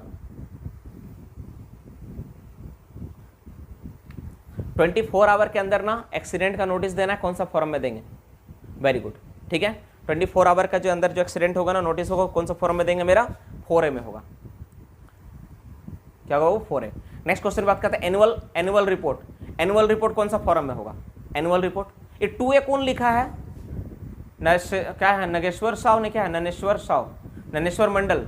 मार खाएगा तुम हमसे, हाँ। एनुअल रिपोर्ट कौन सा फॉर्म में, वेरी गुड विवेक गुप्ता। चलो एनुअल रिपोर्ट कौन है, एनुअल रिपोर्ट कौन सा फॉर्म में देंगे, वेरी गुड। किस में देंगे हम लोग, 3 में देंगे, ठीक है। माइंस का ऑनर बदल रहा है, माइंस का ऑनर का नाम चेंज हो रहा है, ऑनरशिप चेंज हो रही है, कौन सा फॉर्म में देंगे। माइंस का ऑनरशिप का नाम चेंज हो रहा है, कौन सा फॉर्म में देंगे। माइंस का ऑनरशिप का नाम चेंज हो रहा है, ऑनर का नाम चेंज हो रहा है, कौन सा फॉर्म में देंगे। जल्दी से रिप्लाई देके बताओ। माइंस का ऑनरशिप का नाम चेंज हो रहा है, कौन सा फॉर्म में देंगे, जल्दी से, अच्छा से दिमाग लगा बताना, कौन सा फॉर्म में देंगे। वेरी गुड, कौन सा फॉर्म में देंगे? टू बी में देंगे। मैनेजर चार्ज रिपोर्ट, मैनेजर का जो चार्ज का रिपोर्ट है बाबू, मैनेजर का चार्ज का रिपोर्ट कौन सा फॉर्म में जाएगा? मैनेजर का चार्ज का रिपोर्ट, मैनेजर का चार्ज का रिपोर्ट, वेरी गुड, मैनेजर का चार्ज का रिपोर्ट कौन सा फॉर्म में होगा? Manager charge report, very good, कौन सा फॉर्म में होगा? फॉर्म 7 में होगा। ठीक है, चलो अब इसके बाद बात करते हैं हम लोग। ठीक है, नेक्स्ट क्वेश्चन बात करते हैं, माइंस का रीओपनिंग, माइंस का रीओपनिंग करना है, कौन सा फॉर्म में होगा? ये बार बार कौन 4A लिख रहा है? नरेश्वर साव मंडल, तुम बहुत मार खाएगा, उल्टा पुल्टा जवाब दे रहा तुम। ठीक है, कौन सा फॉर्म में होगा? क्या होगा? कौन सा फॉर्म में होगा? अच्छे से बताओ। रीओपनिंग करना, माइंस को रीओपनिंग करना है, रीओपनिंग करने का नोटिस कौन सा फॉर्म में होगा? ओपनिंग रीओपनिंग तो सिंपल है, 1A और 1B। माइंस को डिसकंटिन्यू करना है, कौन सा फॉर्म में होगा?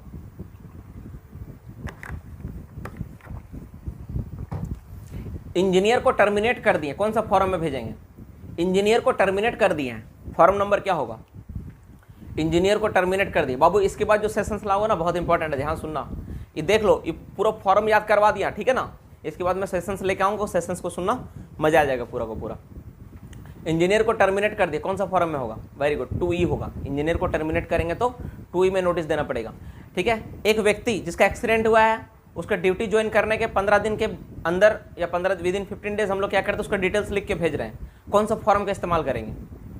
एक व्यक्ति जो ड्यूटी ज्वाइन किया है, 15 दिन के अंदर हम उसका डिटेल्स लिख के भेज रहे हैं, ड्यूटी में लौटने के 15 दिन के बाद भेज रहे हैं, कौन सा फॉर्म में भेजेंगे? जल्दी से बताओ, कौन सा फॉर्म में भेजेंगे? ड्यूटी ज्वाइन करने के 15 दिन, ड्यूटी ज्वाइन, ध्यान से सुनो रे, ड्यूटी ज्वाइन करने के 15 दिन कौन सा फॉर्म में होगा? कौन सा फॉर्म में होगा? फॉर्म 4C में होगा। कौन सा फॉर्म में होगा? 4C होगा। ठीक है, ठीक है, अब तुम हमको बताओ। ठीक है, अपॉइंटमेंट देना है, मैनेजर साहब को अपॉइंटमेंट देना है, मैनेजर साहब को अपॉइंटमेंट देना है, मैनेजर साहब को अपॉइंट करना है, कौन सा फॉर्म में होगा? मैनेजर साहब को अपॉइंटमेंट देना है, कौन सा फॉर्म में होगा?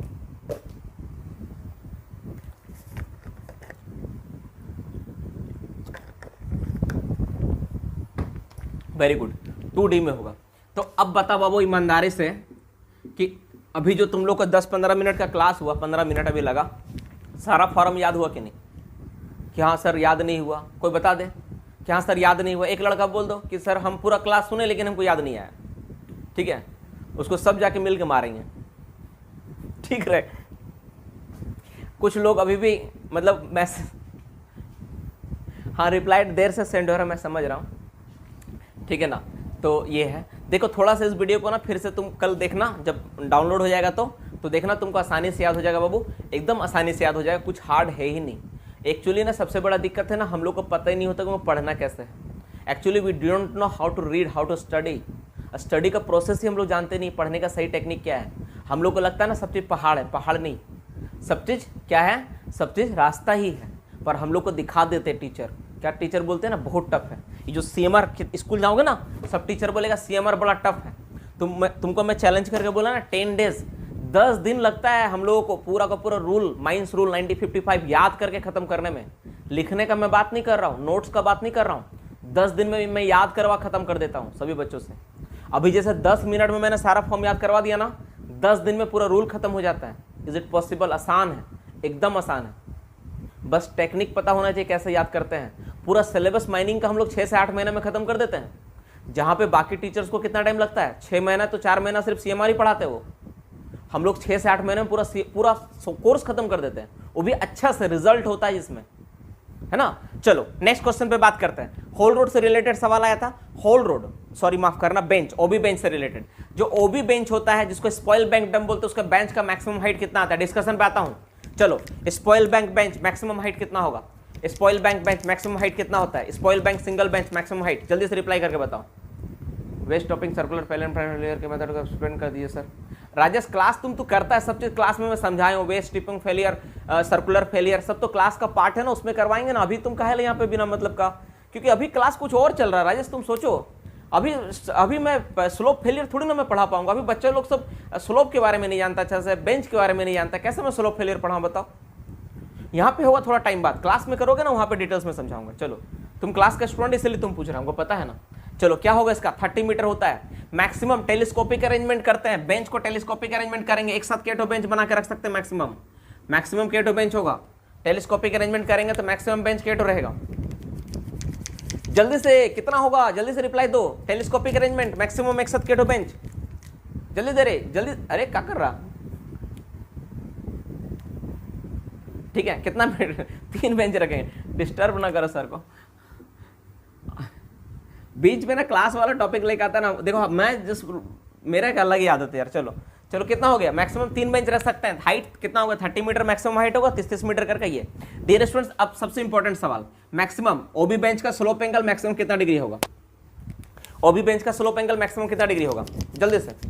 ओबी बेंच का स्लोप एंगल मैक्सिमम कितना डिग्री होगा, जल्दी से रिप्लाई दो रे। कौन रिप्लाई देगा, कोई तो रिप्लाई दे। ये फोर्स ही कौन दे रहा है यार, अभी उसको बोलो कि यार उस सेशन पार हो गया, अभी लाइव आए, लाइव चल रहा है, लाइव में जुड़ने के लिए। अभी देखो फोर्स ही जवाब दे रहा है। कोई वीडियो मतलब क्या होता है ना, यूट्यूब में हम देखें ना कि वो पुराने में तुम चल जाओ ना, तो पहले जो डिस्कशन हो तो वो दिखता है। आपको क्या करना, लास्ट में लेकर आना है ना, तब ना आपको दिखेगा ये वाला, ठीक है। तो 37 कितना डिग्री होता है, 37.5 डिग्री होता है। लेकिन it's depend on the natural angle of repose of the material. जो मटेरियल उसका नेचुरल एंगल ऑफ रिपोज पे डिपेंड करता है, उससे अधिक नहीं होना चाहिए और 30 डिग्री से ज़्यादा नहीं होना चाहिए, ठीक है। तो ये होता है 37.5 डिग्री, 37 मत लिखो, 37.5 डिग्री लिखा हुआ है, ठीक है। और क्या बात करें यार तुम लोग के साथ, और क्या जानना बताओ, और क्या पूछूं। हाँ चलो बताओ, ये ओबी बेंच का ये जो पॉइंट है ना, इस पॉइंट को हम लोग क्या बोलते हैं, इसको क्या बोलते हैं, इसको क्या बोलते हैं। ये ओबी बेंच का जो सबसे नीचे वाला पॉइंट है ना, इसको क्या बोलते हैं, natural angle of repose. Natural angle of repose होता है जो मटेरियल हम लोग डंप करते हैं ना, इसको बाबू मान लो तुम आटा ले लो या मिट्टी कुछ भी ले लो, बालू ले लो, उसको ढालो ऐसे करके, तो इस तरह से बन जाएगा ना, इस तरह गिरेगा ना। मान लो तुम ये आटा को रखोगे ऐसा गिरेगा, बालू रखोगे तो बालू ऐसा होगा, है ना। तो जो बालू को तुम ऐसा करके गिराए ना, तो ये जो एंगल बना के खड़ा उसी को बोलते हैं नेचुरल एंगल ऑफ रिपोज, है ना। इसको क्या बोलते हैं, टो बोलते हैं, टो से ना कोई रेलवे रोडवे का डिस्टेंस कितना मीटर के कितना होगा,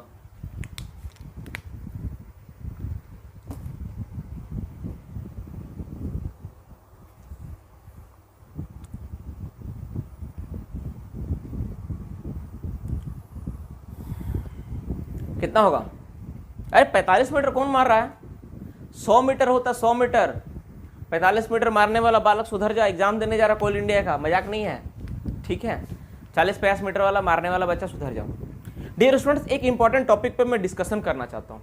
मेरा बहुत दिन से मन में सवाल कुछ है, पॉइंट्स हैं, उसको मैं तुम लोग से शेयर करना चाहता हूँ। जैसे जॉब क्यों नहीं होता, इस टॉपिक पे कि जॉब क्यों नहीं होता, क्या रीज़न है आज के डेट में, सिनेरियो क्या है इस पर। अगर तुम लोग चाहेगा तो चर्चा करूँगा, सिर्फ यस करके रिप्लाई कर देना, अगर नहीं चाहेगा तो बोलना सर मतलब यही कंटिन्यू करता रहूँगा, ठीक है। कि इस जैसे जॉब क्यों नहीं होता, इस पर ना थोड़ा सा एक चर्चा करना चाहेंगे, नहीं तो किसी और दिन करेंगे, छोड़ो क्या अभी सब करने ना जरूरी थोड़ी ना है, जीवन में बहुत मौका मिलेगा यार, हम लोग बहुत है टाइम। चलो बताओ, सिंगल शॉट एक्सप्लोडर से, ठीक है, नहीं बाद में डिस्कशन करेंगे।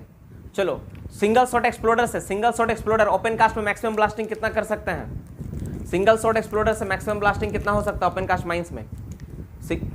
सिंगल शॉट एक्सप्लोडर से ओपन कास्ट माइंस में मैक्सिमम शॉट कितना ब्लास्ट कर सकते हैं। अरे सबसे SMP regulation 4, single shot exploder से मैक्सिमम शॉट कितना ब्लास्ट कर सकते हैं ओपन कास्ट माइंस में। सिंगल शॉट एक्सप्लोडर से मैक्सिमम का है 30, 40, 50 लिख रहा उल्टा पुल्टा आंसर।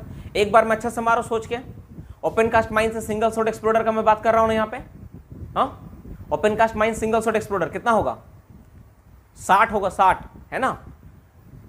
डिग्री 2 माइंस है, degree 2 mines single shot exploder कितना शॉट ब्लास्ट करेंगे, degree 2 mines single shot exploder कितना शॉट ब्लास्ट करेंगे, degree 2 mines single shot exploder कितना शॉट ब्लास्ट करेंगे।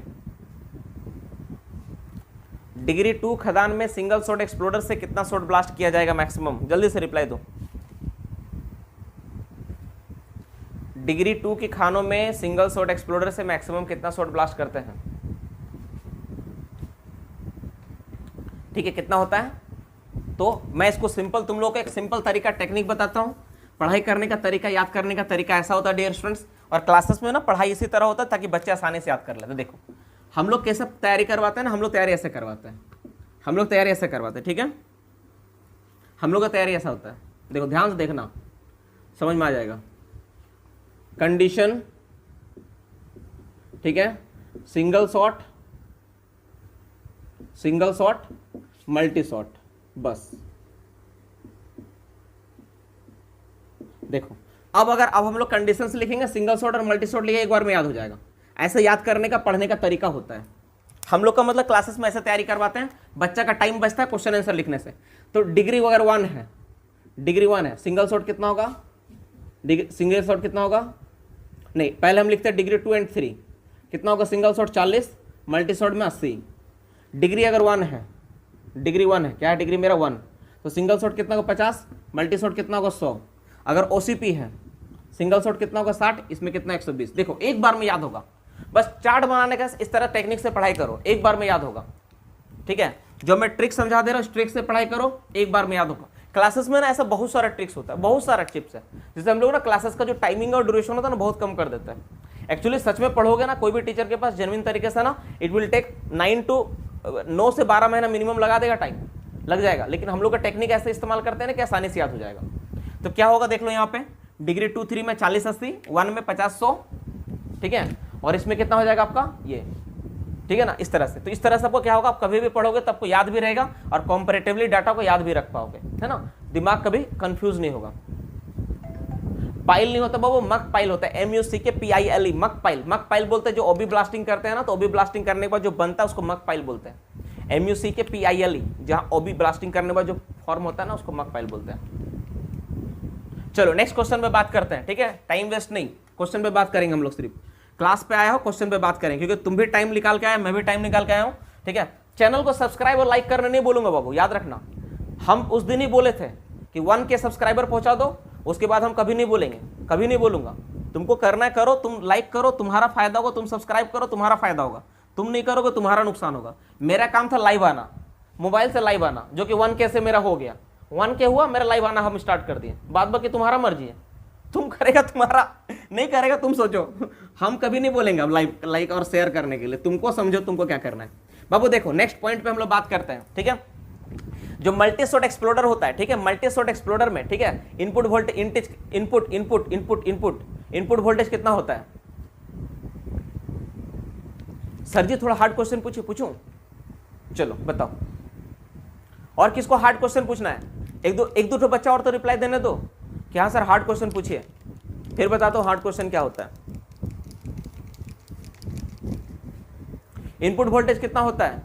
सर मैं वो राजेश नहीं हूं सर, मुझे डंप फेलियर के टाइप्स के बारे में थोड़ा बता दीजिए सर। अच्छा आप वो, अच्छा क्लास के राजेश नहीं हो आप, अच्छा अच्छा अच्छा। देखो चाहे राजेश आप जो भी हो ना राजेश, एक बात आप जान लो राजेश, कि जो ये जो पॉइंट्स है ना डंप फेलियर के बारे में, toppling failure, circular failure, wedge failure, plane failure, जो टाइप्स 4 टाइप्स का जो फेलियर होता है, तो ये जो टॉपिक है ना एकदम एंड का पार्ट है। वैसे तो माइनिंग में देखोगे इससे सवाल डायरेक्ट आता नहीं, कितना डिटेल्स में कोई पूछता नहीं, जस्ट पूछता है कि फेलियर क्या है, क्या कॉज है और कहाँ होता है, ठीक है ना। तो इसको ना थोड़ा मैं 1-2 सेशंस के बाद ले पाऊंगा, एग्जैक्टली इस सेशन में नहीं करवा पाऊंगा, क्योंकि ये जो टॉपिक है ना थोड़ा सा टॉपिक मतलब अनकॉमन टाइप का टॉपिक है, 90% बच्चों को इससे इंट्रोड्यूस ही नहीं है, तो थोड़ा मजा नहीं आएगा, ठीक है। चलो नेक्स्ट क्वेश्चन पे बात करते हैं हम लोग, ठीक है। नेक्स्ट क्वेश्चन, 1 स्टिच में रैम का मैक्सिमम लंबाई कितना होता है। सिंगल स्टिच में रैम की लंबाई कितनी होगी, सिंगल स्टिच में रैम की लंबाई कितनी होगी।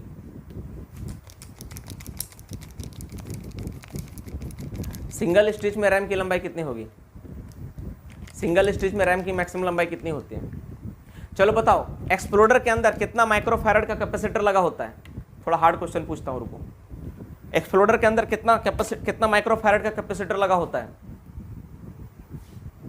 एक्सप्लोडर के अंदर कितना माइक्रोफैराड का कैपेसिटर लगा होता है।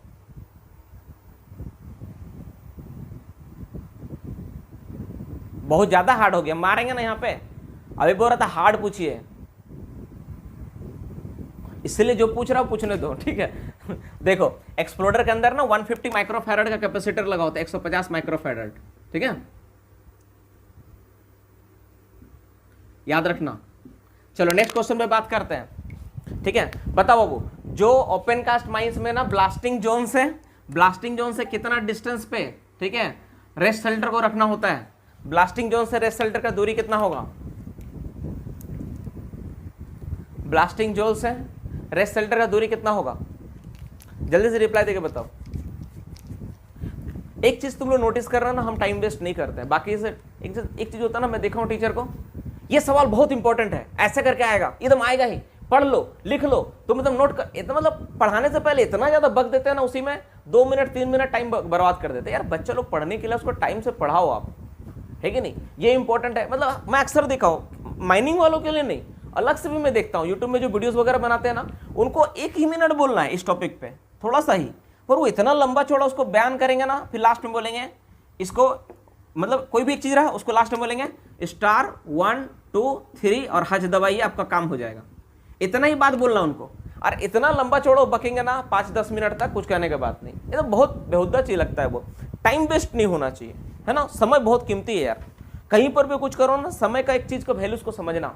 आप कहीं पर भी क्लास कर रहे हो, कहीं पर भी पढ़ रहे हो, टाइम बहुत इंपॉर्टेंट होता है, चाहे तुम ट्रेनिंग में हो, चाहे तुम पीडीपीटी में हो, चाहे तुम कुछ भी कर रहे हो, time is everything, not money. Time is not money, time is everything. चलो नेक्स्ट क्वेश्चन पे बात करते हैं हम लोग। जो एक्सप्लोसिव होता है उसमें ऑक्सीडाइजिंग एजेंट के रूप में क्या मिलाते हैं? एक्सप्लोसिव में ऑक्सीडाइजिंग एजेंट के रूप में क्या मिलाते हैं? जल्दी से रिप्लाई दो। एक्सप्लोसिव में ऑक्सीडाइजिंग एजेंट रूप में क्या मिलाते हैं? बताए करे कि मारे? ओ मैसेज थोड़ा लेट जाता है यार, दिक्कत यहां पे है। एक्सप्लोसिव में ऑक्सीडाइजिंग एजेंट के रूप में क्या मिलाते हैं? जल्दी से। एक्सप्लोसिव में ऑक्सीडाइजिंग एजेंट के रूप में क्या मिलाते हैं?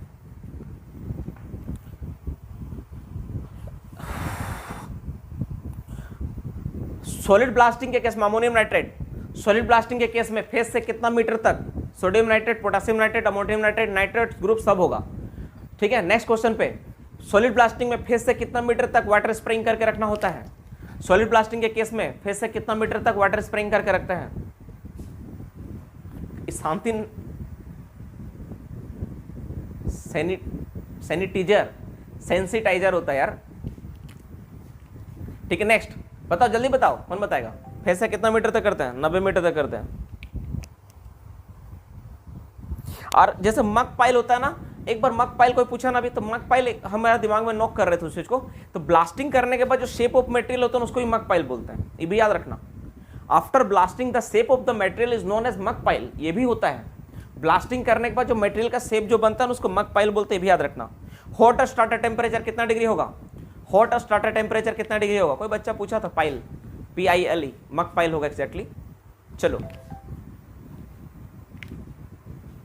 मैं वो नोक कर रहा था यार दिमाग में ना, एग्जैक्टली क्या होता है, कोई बच्चा जब पूछ लेता ना तो दिमाग में ना थोड़ा सा मतलब एक सबकॉन्शियस ब्रेन सोचते रहता है कि हाँ क्या पूछा था, क्या आंसर सही होगा, ऐसा चलते रहता है। कुछ गलत जवाब चला गया तो फिर उसको ठीक कर देता दिमाग, बोलता है कि नहीं ये गलत जवाब हो गया था, इसको ठीक कर लीजिए। क्या होगा? 80 डिग्री सेंटीग्रेड। कितना होगा 80 डिग्री सेंटीग्रेड? ठीक है। तुम लोग कोई सवाल पूछना चाहता है, कोई डिस्कशन, कोई टॉपिक ऐसा पूछना चाहता है कि हाँ थोड़ा बता दीजिए कि हाँ इस चीज़ के बारे में। मोटा मोटी 1 घंटा तो सेशंस मैं कंटिन्यू अभी लिया हूँ, 8:30 से 1 घंटा 3 मिनट का सेशंस चला है। अब तुम लोगों में से कोई सवाल है तो पहले पूछ लो, थोड़ा उस पर भी मैं चर्चा कर दूँ, नहीं तो क्या होगा कि बोलेंगे सर आप ही बक्के जा रहे हैं, हम लोग को तो बातें नहीं सुने आप। कुछ तुम लोग का सवाल है, कुछ पॉइंट्स है, तो अपना सवाल पे बात करो, तुम्हारा क्या पॉइंट्स, अपना पॉइंट पे बात करो।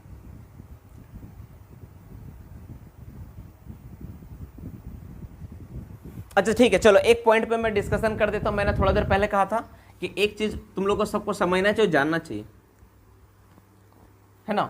एक चीज सबको समझना चाहिए, जानना चाहिए, जॉब के बारे में, जॉब से रिलेटेड हर कोई माइनिंग में जो आया ना बंदा, जितना भी लोग है ना, सब जॉब से तैयारी कर रहा है डियर स्टूडेंट्स। और जॉब से रिलेटेड एक बहुत इंपॉर्टेंट और खास मैं इन्फॉर्मेशन शेयर करता हूं, आप लोग को सोचना चाहिए, समझना चाहिए। अगर मेरी बातें गलत होगा तो आप रॉन्ग करके मैसेज टाइप कर देना, अगर मेरी बात सही होगी तब सही करके टाइप कर देना। Input voltage exploder 6 volt, output 600 volt, क्या है सर? मल्टी शॉट एक्सप्लोडर का इनपुट वोल्टेज कहाँ क्या होता है? सब सेम 6 वोल्ट। राइनो एक्सप्लोडर का मैं बात कर रहा हूँ, 1 माइक्रोफेरेड उसका कैपेसिटर लगा होता है। EIA क्या होता है? EIA Indian electricity Indian authority कुछ है, ठीक है, ये है। Next EIA metal mining department, क्या करना उसका यार?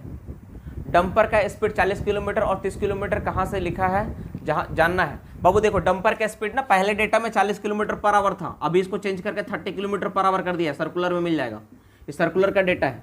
या नोटिफाइंग गैजेट, जो गैजेट निकला था उस गैजेट में मिलेगा 80 डिग्री। VOD मतलब होता है वेलोसिटी ऑफ डेटोनेशन, जब मान लो कोई चीज को हम फायर करते हैं ना, एक एक करके रिप्लाई करो, मैं जवाब दूंगा। देखो ये जैसे मान लो एक मेरा क्या है, जैसे मान लेते मेरा नोनेल है। नोनेल के बारे में जानते होगे आप लोग, नोनेल क्या होता है? तो नोनेल है तो उसमें क्या होता है, जब कुछ तुम जलाओगे, बर्न करोगे ना, तो उसका एक स्पीड होता है, तो उसी को बोलते हैं वेलोसिटी ऑफ डेटोनेशन। वो किस स्पीड से जा रहा है ना बाबू, उसी को हम लोग वेलोसिटी ऑफ डेटोनेशन बोलते हैं। कंटिन्यूअस स्ट्रीम को कब ज्वाइन किया जाता है? कंटिन्यूअस स्ट्रीम को कभी ज्वाइन नहीं करते, हमेशा 3 मीटर का पार्टिंग रखना होता है। क्या है स्पाइडर आपका शायद इसमें रिलेटेड है, आपका इसमें आता है, दैट इज वाइंडिंग में आता है, सॉफ्ट सिंकिंग के समय स्पाइडर का यूज होता है। अभी ध्यान में एग्जैक्टली नहीं आ रहा, उसमें जानना पड़ेगा। स्पाइडर और राइडर 2 तरह की चीजें होती है, और दोनों सॉफ्ट वाला में पढ़ने को मिलेगा, सिंकिंग वाला में भी नहीं। सर अभी मैं जॉब कर रहा हूँ, वहाँ अभी भी 40, तो पूछा तो ड्राइवर, तो जॉब में वहाँ पे क्या लिखा उस पर मुझे मतलब नहीं, सर्कुलर में ये लिखा हुआ है इसमें। P5 को अल्ट्रा सेफ क्यों बोलते हैं? डियर स्टूडेंट, P5 जो एक्सप्लोसिव होता है ना, सबसे ज्यादा सेफेस्ट होता है, और उसको कोल्ड डस्ट, मीथेन एक्सप्लोजन, हर तरह का टेस्ट को पास करने के बाद ही उसको P5 का दर्जा मिलता है, दैट इज परमिटेड एक्सप्लोसिव का दर्जा मिलता है ना। इसीलिए हम लोग इसको अल्ट्रा सेफ नहीं बोलते, इसको सॉलिड ब्लास्टिंग के लिए एक्सप्लोसिव बोला जाता है। ठीक है, EMP, ठीक है, इन्वायरमेंट, EMP क्या था, इसको देखना पड़ेगा फुल्ली ना। EMP पूरा नाम बोलोगे तो मैं बता सकता हूँ, thickness mining method. Thickness mining method ये क्या होता है? थिक सी माइनिंग मेथड होता है, थिकनेस माइनिंग मेथड नहीं होता, थिक सी माइनिंग मेथड होता है। इसमें इंटीग्रल केविंग मेथड हो सकता है, बीजी ब्लास्टिंग गैलरी मेथड होगा, ये सारी चीज आएगी। डिग्री 80 डिग्री का मतलब क्या था? 80 डिग्री मतलब टेम्परेचर वाला जिक्र था यार। इन्वायरमेंटल, हाँ, EIA, इन्वायरमेंटल इम्पैक्ट असेसमेंट, ठीक, ये होगा।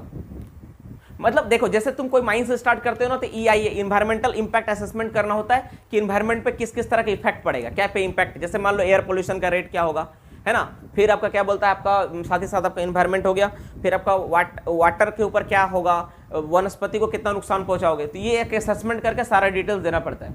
P3 को सॉलिड ब्लास्टिंग में यूज कर सकते हैं या नहीं कर सकते हैं, ओनली P5 एक्सप्लोसिव होगा। ठीक है, नेक्स्ट लास्ट वेंटिलेशन सर्किट क्या होता है? डियर स्टूडेंट, जहां से हम लोग का वेंटिलेशन, मान लो ये मेरा डिस्ट्रिक्ट है, ठीक है, सपोज ये मेरा डिस्ट्रिक्ट है और ये सब मेरा क्या है, ये मेरा क्या है, ये मेरा कोल पिलर है, ठीक है, this LVC, last ventilation connection.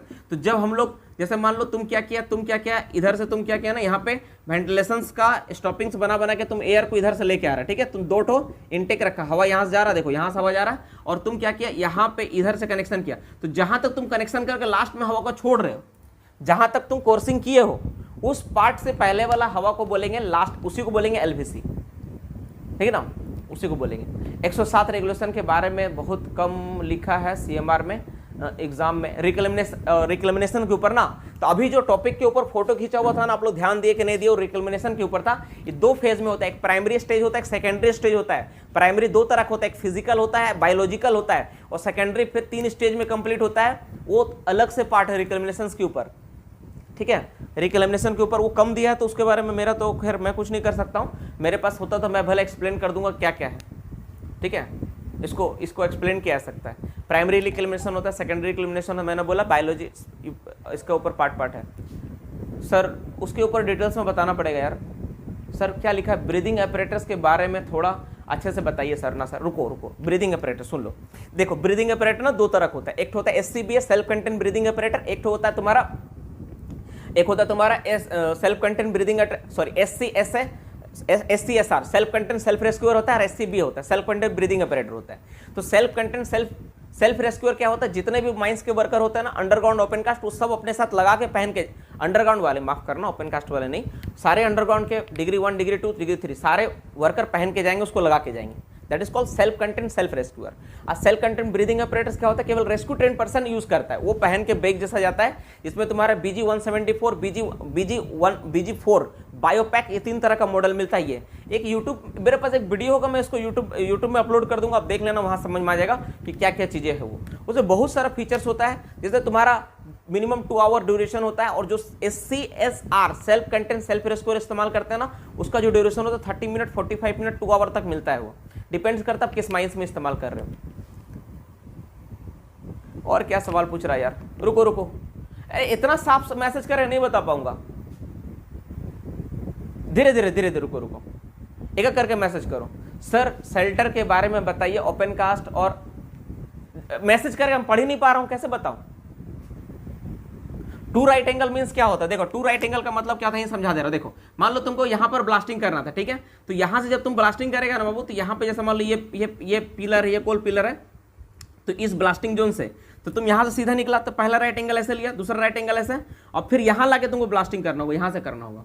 To right angle in opposite direction, ये फेस से निकला एक राइट एंगल, यहां से एक राइट एंगल, यहां से मुड़ा एक राइट एंगल, दूसरा राइट एंगल, यहां से ब्लास्टिंग करना होगा। इधर इधर नहीं जाएगा तुम, इसको अपोजिट में आएगा, इसको बोलते हैं two right angle.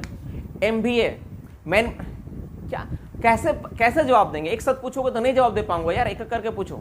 Sir slope stability radar, देखो जो लार्जेस्ट माइंस होती है ना, बड़ा बड़ा माइंस जो ओपन कास्ट का होता है बाबू, बड़ा बड़ा माइंस ओपन कास्ट का, जैसे मान लो ये ओपन कास्ट का बहुत बड़ा बड़ा माइंस है, तो इसमें क्या करते हैं लोग, स्लोप स्टेबिलिटी रडार, जैसे WCL का सस्ती माइंस, वहां पे क्या होता है ना, एक बहुत ही हाईटेक तरह का क्या होता है, रडार सिस्टम लगा होता है, जो क्या करता है कंटिन्यूअसली बेंच का स्लोप को ना स्टडी करता है।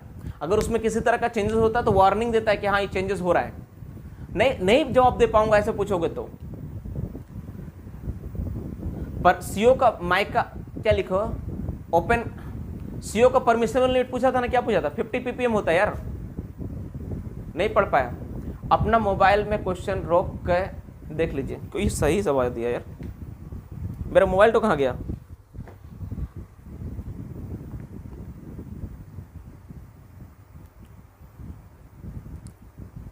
पहले नहीं बोल पाया, इतना देरी से तब अभी बता रहा है। इसका तो एक अलग कहानी है, तो लास्ट तो आएगा तब ना। हाँ लिखा है डिग्री 3 में सॉलिड ब्लास्टिंग कर सकते हैं या नहीं, बिल्कुल कर सकता है डिग्री 3 में, जो कंडीशंस और परमिशंस उसको लेना पड़ेगा। अरे बाबू रुक, सब जवाब में दे रहा हूं, रुक अब देख ले रहा हूं, ठीक बोला कि सर अपना मोबाइल में रोक रोक के देखिए। क्लिट क्या होता है, क्लिट बाबू, क्लिट क्या होता है ना, जैसे अंडरग्राउंड माइंस में क्या होता है ना, क्लिट एक तरह का डिस्टर्बेंस है, सब फॉल्ट डाइक ये सब देखते हो ना, उस तरह क्लिट होता है। आप देखोगे माइंस में, अंडरग्राउंड माइंस में ना इस तरह से ना बहुत सारा पैरेलल लाइन खींचा हुआ है रूफ में, इस तरह उसको क्लिट बोलते हैं, क्लिट्स बोलते हैं। जहां पे क्लिट होता है ना वहां पे डब्ल्यू स्ट्रैप या फिर कॉगिंग सपोर्ट या इस तरह का सपोर्ट करना होता है नॉर्मली, या फिर तुम ये कर सकते हो, क्या बोलते हैं, गार्डर सपोर्ट लगा सकते हो, क्लिट वगैरह मुझे ज्यादा काम करता है। कंटिन्यूअस सीम में पार्टिंग लेस देन 3 मीटर होने पर क्या करेंगे बाबू, कंटिन्यूअस सीम में ना पार्टिंग 3 मीटर से कम नहीं करना होगा, 3 मीटर से अगर कम होता है ना तो फिर उस जगह को तुमको स्पेशल सपोर्ट और प्रिकॉशंस लेके काम करना होगा, फिर 3 मीटर से कम नहीं होना चाहिए। सर रेस शेल्टर के बारे में बताइए, तो ओपन कास्ट और अंडरग्राउंड में लाइक कंफ्यूजन है बहुत, कितने लोगों में बनाते हैं। देखो रेस शेल्टर ओपन कास्ट का सरफेस पे 25% के ऊपर है, बाद बाकी 50% के ऊपर बनाते हैं हम लोग। ब्लास्टिंग जोन से शेल्टर कितना दूरी पे रखते हैं, 150 मीटर, जहां पे ब्लास्टिंग जोन होगा उससे 150 मीटर पे बनाएंगे। सवाल पूछो, सवाल अपने सवाल डालो, जो सवाल तुम्हारा है। कुछ गलत होगा तो प्लीज मार्क कर देना यार, क्योंकि हो भी सकता है कुछ हड़बड़ी में तो कुछ गलत बोल दिया हूं तो।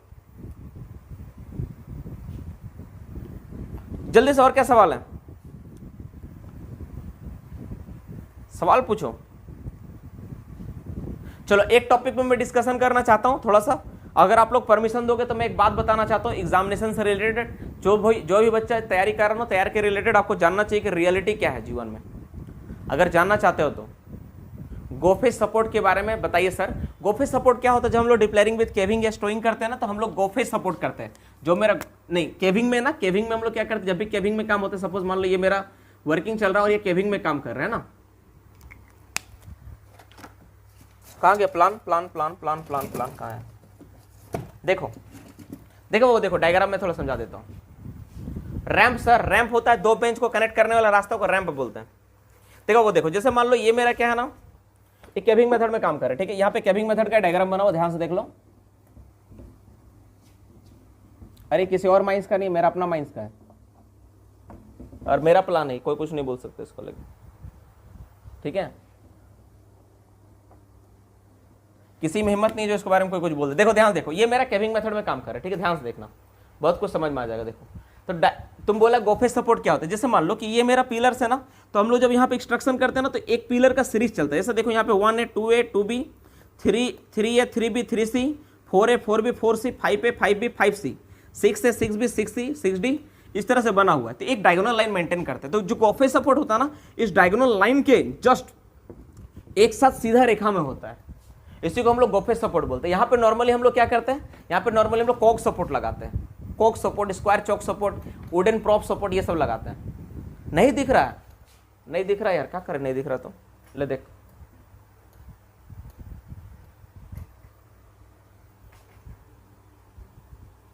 दिखा?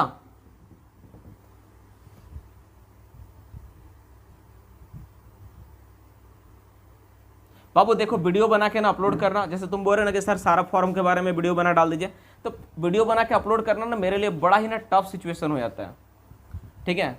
तो वो बहुत टफ हो जाता है, वो अपलोड करना ना, वीडियो बनाओ, उसको एडिट करो, ये करो वो करो, सब मेरा से नहीं होता है।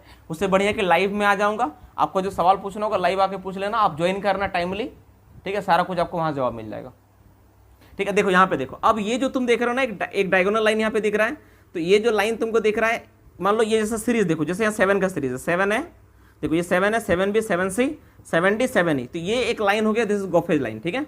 तो यहाँ पर जितना सपोर्ट होगा ना, सारा का सारा सपोर्ट कॉगिंग सपोर्ट होगा, इस तरह सपोर्ट करके रखेंगे, ठीक है? ये एक पैनल का डायग्राम है, panel H, working panel H का है मेरा, जहाँ पे हम वर्क करते, धोरी खास अंडरग्राउंड का ही है, उसी माइंस का है। गोफेज सपोर्ट कहाँ लगाएंगे? जैसे तुम, जैसे अब इसको थोड़ा सा और डायग्राम बना के बता देता हूँ, रुको।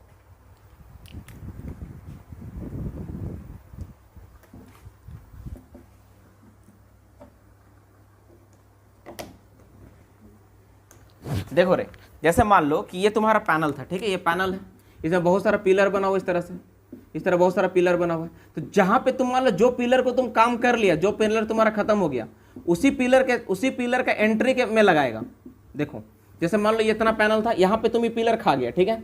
तो यहाँ तुमको लगाना पड़ेगा, यहाँ गोफेज सपोर्ट करना पड़ेगा, यहाँ गोफेज सपोर्ट करना पड़ेगा इस तरह से, यहाँ गोफेज सपोर्ट करना पड़ेगा इस तरह से, यहाँ गोफेज सपोर्ट करना पड़ेगा इस तरह से, ताकि इसके पास कोई जा ना पाए, इस तरह गोफेज सपोर्ट करना होगा। समझ में? ये होता है। कोग को ही बोलेंगे सर गोफेज सपोर्ट, नॉर्मली कोग ही इस्तेमाल होता है। बहुत बार हम लोग कोग, जैसे मान लो कि ये सपोर्ट ना स्किन टू स्किन होता है, मान लो स्किन टू स्किन पॉसिबल नहीं हो रहा कोग से, तो बीच बीच में हम लोग खूंटा भी लगा देते हैं, मतलब प्रॉप भी लगा देते हैं।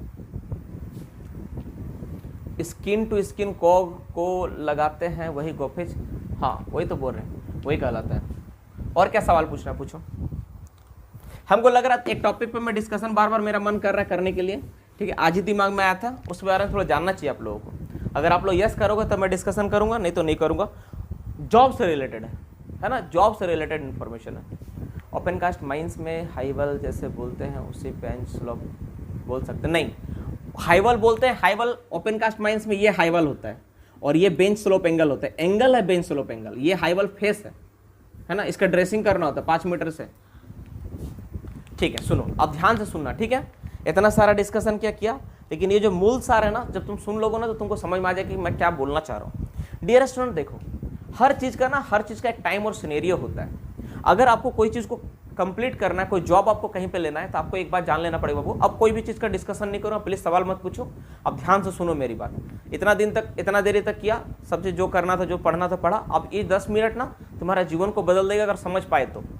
मेरी बातों को अगर समझ पाए ना तो ये 10-5 मिनट ही बताऊंगा, अब इससे ज़्यादा टाइम भी नहीं है मेरे पास, क्योंकि मुझे और भी काम करना है, अभी स्टडी करना, कुछ देखना है।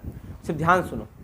देखो क्या होता है ना, अगर तुम अपने जीवन को चेंज करना चाहते हो, सबसे ज़्यादा इंपॉर्टेंट बात क्या है ना, हम लोगों को सोच क्या होना चाहिए, जो कंपनी जो सब्सिडरी में आप एग्जाम देने जा रहे हो, सोच ये होना चाहिए, जो सब्सिडरी सोच रहा है ना, उससे फास्ट फॉरवर्ड आपको सोचना पड़ेगा। अगर आपको कोई सब्सिडरी में अगर एग्जाम क्रैक करना है, आपको जॉब लेना है, तो आपको क्या करना पड़ेगा, उस सब्सिडरी का थिंकिंग से आपको आगे सोचना पड़ेगा। अगर आप ऐसा कर पाए तो आप उस चीज़ को जीत पाओगे, नहीं तो नहीं जीत पाओगे। मैं उदाहरण देकर समझाता हूँ और बेहतर तरीके से बाबू। देखो क्या होता है, जब हम लोग कोई चीज़ का तैयारी करते हैं ना, डियर स्टूडेंट, तो सबसे बड़ा बात क्या होता है, सबसे बड़ी प्रॉब्लम क्या आती है, सबसे बड़ा दिक्कत आता है, हम लोग को पता ही नहीं कि पढ़ना क्या है, हम लोग को जाना कहाँ है। हम लोग सिर्फ फॉलो करते हैं, ऑलवेज फॉलो करते हैं, और हम लोग स्टडी और रिसर्च पे आदत नहीं डालते, हम लोग सिर्फ सुना है बात पे आदत डालते हैं। ऐसे मान लो कोई बोल दिया तुरंत आके कि भाई ये चीज़ पढ़ना, ये इंपॉर्टेंट है, तो हम लोग पढ़ने लगते हैं। कोई बोल दिया ये चीज़ करना, तो वो करने लगते हैं। हम लोग मेन स्टडी नहीं करते। देखो सबसे इंपॉर्टेंट बात क्या है, आप एक चीज़ स्टडी करो। आप देखो, हम अभी का नहीं बात करेंगे, हम बात करेंगे ईयर का, ठीक है? ईयर का बात करेंगे, और जॉब कैसे मिलता तो वो हम बात करेंगे, ठीक है? ईयर और जॉब के बारे में बात करेंगे। आप 1993 से पहले का समय जाओ, बिफोर 1993 से पहले के समय में जाओ, जॉब कैसे मिलता था, डिग्री से मिलता था। मैं आज इस बच्चों लोगों को, बहुत सारे बच्चों लोगों को डिस्कशन किया, मैं समझाया कि बाबू 1993 में ना आपके पास डिग्री होना चाहिए था, आपको जॉब मिलता था। आपके पास डिप्लोमा का डिग्री है, CIL आपको उठा के ले जाते थे। आपके पास डिप्लोमा है, आपको ले जाते थे। डिग्री है, आपको ले जाते थे उठा के। मैं गलत बोल रहा हूँ, बोलो? 1993 से आप देखो, मेरा कॉलेज खुद आसनसोल पॉलिटेक्निक में ना बच्चों को डायरेक्ट सिलेक्शन हुआ है, ऑल इंडिया डायरेक्ट रिक्रूट किया केवल डिग्री के बदौलत। ठीक है, यही टाइम 2000 1990 से लेके इसके बाद 1993 से लेके, ठीक है, अप टू 2005 तक, मैं एक रफली डेटा बता रहा हूं, एग्जैक्टली ये है नहीं है, रफली डेटा बता रहा हूं। इसमें चाहिए था स्टडी, डिग्री से नौकरी नहीं होगा, आपको पढ़ना पड़ेगा। केवल डिग्री रहने से नहीं होगा, आपको क्या पढ़ना पड़ेगा, स्टडी करना पड़ेगा। जब आप कोई चीज में उतरते हो ना डियर स्टूडेंट, तो आपको पता होना चाहिए उस गेम का नियम क्या है। जिस दिन आप उस गेम का नियम समझ जाओगे ना, आप हर एक गेम को खेल पाओगे। एक्चुअली होता है क्या है, आप नोटिस करना बाबू, सबसे इंपॉर्टेंट बात, जब आप कोई गेम खेलते हो, मान लो पबजी खेल रहे हो, आप क्या करते हो, 2-4 बार गिरते हो, फेल होते हो, फिर आप सीख जाते हो कि यहाँ पे ऐसा होता है। अच्छा, यहाँ पर एक ऑलरेडी आदमी छिप के बैठा हुआ है, यहाँ पर हमको इस एंगल से शूट करना है, हमको इस रास्ते को फॉलो करना है कि नहीं। तो गेम का एक नियम होता है। उसी तरह ये जो चीज देख रहे हो ना, तो जॉब का भी एक नियम है कि आपको समझना पड़ेगा कि जॉब किस तरह से क्या कर रहे हैं वो लोग, वो कर क्या रहे हैं। तो 1993 से पहले डिग्री आपके पास है, आपके पास डिप्लोमा है या कोई भी सर्टिफिकेट, और डिग्री से आपको नौकरी मिलता था। आपके पास सर्टिफिकेट होना चाहिए, आपके पास सिर्फ सर्टिफिकेट से नौकरी मिल जाता था। और 1993 से 2005 तक आपको स्टडी करना पड़ता था, स्टडी होना चाहिए।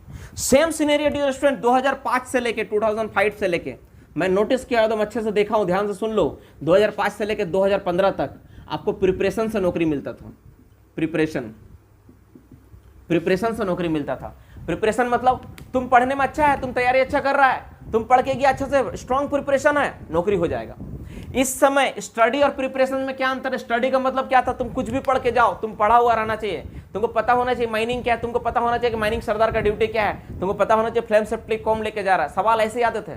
तुम देखो एग्जाम 2005 से पहले सवाल क्या पूछता था कि डंडा, माइनिंग सरदार के हाथ में क्या होता है, डंडा, घड़ी, छड़ी, ऐसे करके सवाल देते थे वो लोग।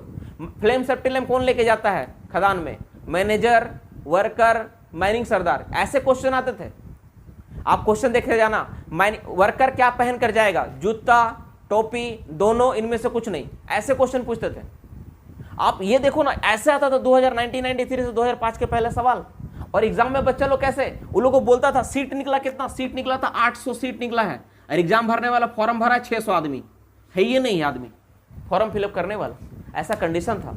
धीरे धीरे इसके बाद क्या हुआ, प्रिपरेशन हुआ, प्रिपरेशन, लोग प्रिपरेशन, धीरे धीरे कंपटीशन टफ होते गया, और फिर प्रिपरेशन का टाइम आया, लोग प्रिपेयर सब समझ गए कि बुक पढ़ना पड़ेगा, अब नौकरी चाहिए तो अब स्टडी से काम नहीं चलेगा, अब अच्छा से पढ़ना पड़ेगा। लोग पढ़ने स्टार्टिंग किए, उस समय सवाल आने लगा क्या, माइंस में एक्सप्लोसिव कौन सा इस्तेमाल होता है, अगर अंडरग्राउंड में ब्लास्टिंग करना कोल फेस में तो P5 एक्सप्लोसिव। जो फेस से डिस्टेंस कितना होगा, फेस से कितना राइट एंगल मुड़ के हम लोग ब्लास्टिंग करेंगे, ऑप्शन 2 राइट एंगल, ऐसे सवाल आने लगे, एकदम सिंपल। और आज के रेट में तुम जाके देखो, और यहां पे स्टडी में जो कटअप जाता था मैक्सिमम 40 नंबर, प्रिपरेशन में जो कटअप जाने लगा, इसका नंबर हो गया 60 से बढ़कर 80, 85 तक मैक्सिमम। और आज की डेट में, आज तुम देखोगे 2015 के बाद जो सिस्टम चेंज हुआ है, जो सिनेरियो बदला है, इस चीज को तुम ध्यान से ऑब्जर्व कर लेना बाबू। अगर तुमको यकीन नहीं है तो जाकर चेक कर लेना। 2015 के बाद से मैं बात कर रहा हूं, 2016, 17, 18 का वैकेंसी तुम चेक करो, 2022 तक का तुम चेक कर लो। इसमें चाहिए शार्पनेस, नॉट स्टडी और प्रिपरेशन से कुछ नहीं होने वाला है, आपके अंदर होना चाहिए शार्पनेस। क्योंकि कटअप तुम देखते हो, कटअप कितना जाता है, 98, कटअप 98, 100 आउट ऑफ 100 स्कोर लोग ला रहे हैं, 97, 98, इससे नीचे तो कुछ है ही नहीं, कोई बात ही नहीं करता है, कोई सुनता ही नहीं है। जनरल कैंडिडेट का देखो, मैं SC ST OBC पे बात नहीं करूंगा, क्योंकि मुझे केवल 100 आउट ऑफ 100 में इंटरेस्ट होता है। मैं चाहता हूं कि बच्चा का 100 परफॉर्मेंस मिलना चाहिए, 100% परफॉर्मेंस और फोकस होना चाहिए। तो तुम आज के रेट में देखो, शार्पनेस चाहिए, शार्पनेस। बच्चा लोग आजकल क्या करता है, लेकिन बच्चा लोग क्या कर रहा है, जब उसको प्रिपरेशन करना था तो फेलियर, जैसे जो बच्चे को पता नहीं समझ के बारे में, वो क्या करता है, उस समय स्टडी करता है। जो बच्चा को शार्पनेस अभी करने का टाइम है, तो बच्चा केवल प्रिपरेशन करके छोड़ देता है। आपको नौकरी कहां से होगा, आप बताओ। आप में शार्पनेस है, शार्पनेस किसको बोलेंगे? शार्पनेस का मतलब हो गया कि धाए सवाल का जवाब आना चाहिए। धाए मतलब जैसे मैं सवाल पूछूं ऐसे आंसर आना चाहिए तुरंत, लेस देन मोर देन के साथ, कोई डाउट नहीं होना चाहिए, ये होती शार्पनेस। अब जितना बार पूछा जाए एक ही सवाल को, उतना बार एक ही जवाब आना चाहिए, एकदम एक्यूरेट आना चाहिए। ये कभी नहीं होना चाहिए कि बी होगा ना सी होगा, ये नहीं चलेगा एग्जामिनेशंस में। डियर स्टूडेंट्स, एक बात आप नोटिस करो, मैं आपको लिख के देता हूं, आप में से कोई बच्चा है तो बोल दे नो में जवाब दे दे। आप 100 सवाल मैं देता हूं आपको याद करने के लिए, ठीक है? मैं जीके जीएस रीजनिंग से 100 सवाल आपको याद करने देता हूं, 100 सवाल आप याद कर लो अभी 10-15 मिनट, आधा घंटा, 1 घंटा, और वही 100 सवाल का मैं टेस्ट लेता हूं आपको 2 दिन 1 दिन बाद। आप बोल दो 100 में से 100 नंबर ला पाओगे? कभी नहीं ला पाओगे आप। तो सोचो आपका जिसका आंसर पता था ना, आप उसका आंसर नहीं ला पा रहे हो, तो बताओ यहाँ पे 100 में से 100 कैसा आएगा? क्योंकि इसमें क्या होता है ना, एरर होता है, ह्यूमन एरर। और ये कैसे दूर कर पाओगे? ओनली और only practice to better study, जो कि हम लोग इस बात को समझते ही नहीं। हम लोग क्या सोचते हैं? हम लोग सोचते हैं हम लोग प्रिपरेशन कर लिए, 2-4 गो सवाल पढ़ लिए, जीके जीएस देख लिए, 10 गो यूट्यूब का चैनल सुन लिए, 10 गो लेक्चर सुन लिए, टेलीग्राम फॉलो कर लिए, हो जाएगा मेरा। ये हम लोग का सोच होता है। कोई भी टेलीग्राम चैनल, यूट्यूब चैनल में ना जो सीक्वेंस और सिस्टम में पढ़ाने का जो तरीका होता है ना, कहीं पे नहीं, कहीं पे नहीं है, किसी में नहीं है। आज एक टीचर पढ़ाता है माइनिंग मेथड, दूसरा दिन पढ़ाता है ओपन कास्ट के बारे में, तीसरा दिन पढ़ा देता है वो, और वो क्या करता है? फॉलो करवाता है। आप फॉलो कीजिए मुझे, आप मेरा चैनल को लाइक कीजिए, आप शेयर कीजिए, आपको मजा आ रहा है, आपको मजा आ रहा है तो शेयर कर दीजिए। ये होता है। उनको तो मिल रहा है, उनको तो एक पब्लिसिटी मिल रहा है लोगों के बीच में, उनका जो काम करना था वो तो काम तो मिल गया, उनको फायदा तो उनका हो गया। आपको क्या मिला हमको ही समझ में नहीं आता है। कुछ लोग सच में अच्छे स्तर पे काम करते हैं, उनका ठीक ठाक है, नो डाउट, लेकिन रियली उनसे कितने बच्चों को फायदा हुआ? ऐसे कितने बच्चे जो यूट्यूब, टेलीग्राम और बाकी चीजों से पढ़ के जॉब लिया है, कितने सारे ऐसे आप देखो, निकाल के स्टडी करके देखो, जो खुद भी पढ़ा नहीं और यूट्यूब और टेलीग्राम से पढ़ के सिर्फ किया है ऐसा। क्योंकि टेलीग्राम और यूट्यूब में सबसे बड़ा दिक्कत तो यह है, जो फेस उसके पीछे वो तो दिखता ही नहीं है कि कौन उसमें बोल रहा है, कौन दिख रहा है ही नहीं आदमी, कि जब कभी आप उससे मिलोगे तो सवाल कर पाओगे कि सर इसका तो आप गलत बताए थे। कोई तो मिलेगा ही नहीं आपको, पहली बात। सो बी केयरफुल, और ये शार्पनेस पे ध्यान दो। अगर तुम चाहता है ना कि जॉब एक बार में क्रैक हो, तो you must have to need the sharpness. देखो, प्रिपरेशन का मतलब होता है, एक तलवार होता है ना, तलवार, प्रिपरेशन का मतलब तलवार को मजबूत करना होता है, और शार्पनेस का मतलब उसमें धार चढ़ाना होता है। तीनों पार्ट है, ये जो तीनों ना, स्टडी, प्रिपरेशन और शार्पनेस, तीनों पार्ट है पढ़ाई का। स्टडी का मतलब क्या है? स्टडी का मतलब केवल नॉलेज, प्रिपरेशन मतलब अपने आप को मजबूत करना कि मैं मजबूत कर रहा हूं, और शार्पनेस मतलब तेज करना। तो तलवार, अगर कोई चीज को आपको काटना होना, तो जितना तलवार का मजबूती होना चाहिए उतना उसमें शार्पनेस भी होना चाहिए, तेज भी होना चाहिए, धार भी होना चाहिए। बिना धार का तलवार नहीं चल सकता है, कोई फायदा नहीं है बिना धार का तलवार लेके। बस आपको आज के डेट में ये चाहिए। अगर ये आप सोच के कर पा रहे हो, ठीक है ना, तो मैं लिख के देता हूं आपका जॉब एक बार में होगा। और अगर आप नहीं कर पा रहे हो तो नहीं कर पाओगे, कभी भी, कभी नहीं कर पाओगे आप, पॉसिबल ही नहीं उस चीज के लिए। आपको शार्पनेस पे ध्यान देना ही पड़ेगा। और अभी तक आप लोग क्या करते हो? बच्चों को मैं देखा हूं, बहुत सारे बच्चों को देखता हूं, वो कब तैयारी करते हैं? जब देखेंगे अच्छा वैकेंसी मेरा आ गया, अच्छा अब मेरा फॉर्म फिलअप हो गया, अच्छा अब मेरा एग्जाम आने वाला है, अच्छा अब एग्जाम आ गया, तब किताब खोलेगा वो। इससे क्या होगा? अब किताब खोल के अब तो पहले ही बेवकूफ बन गए। प्रिपरेशन करने का वो जो टाइमिंग होता है ना डियर स्टूडेंट, ध्यान से सुनो। देखो, एग्जाम से जब तक आपका एग्जाम का डेट और एग्जाम जिस दिन होने वाला है, एग्जाम से जस्ट 1 मंथ पहले तक का जो टाइमिंग होता है प्रिपरेशन का होता है। एग्जाम से 1 मंथ से लेके 1 मंथ टू एग्जाम का जो टाइमिंग होता है ना, केवल शार्पनेस के ऊपर होता है। ये याद रखना। तुम जितना भी कर रहे हो, एग्जाम से 1 महीना पहले तक का टाइम में जो तुम पढ़ रहे हो बाबू, सबका सब क्या है ना, तुम्हारा ओनली और ओनली वो चीजें क्या है ना बाबू, वो केवल और केवल प्रिपरेशन का पार्ट है। लेकिन एग्जाम से 1 महीना ना शार्पनेस होता है। शार्पनेस में तुमको बहुत सारे एग्जाम से गुजरना पड़ेगा, तब जाके तुम देखोगे कि जॉब तुम्हारे एक बार में तुम्हारे कदम पे आ रही है, नहीं तो नहीं आएगा वो।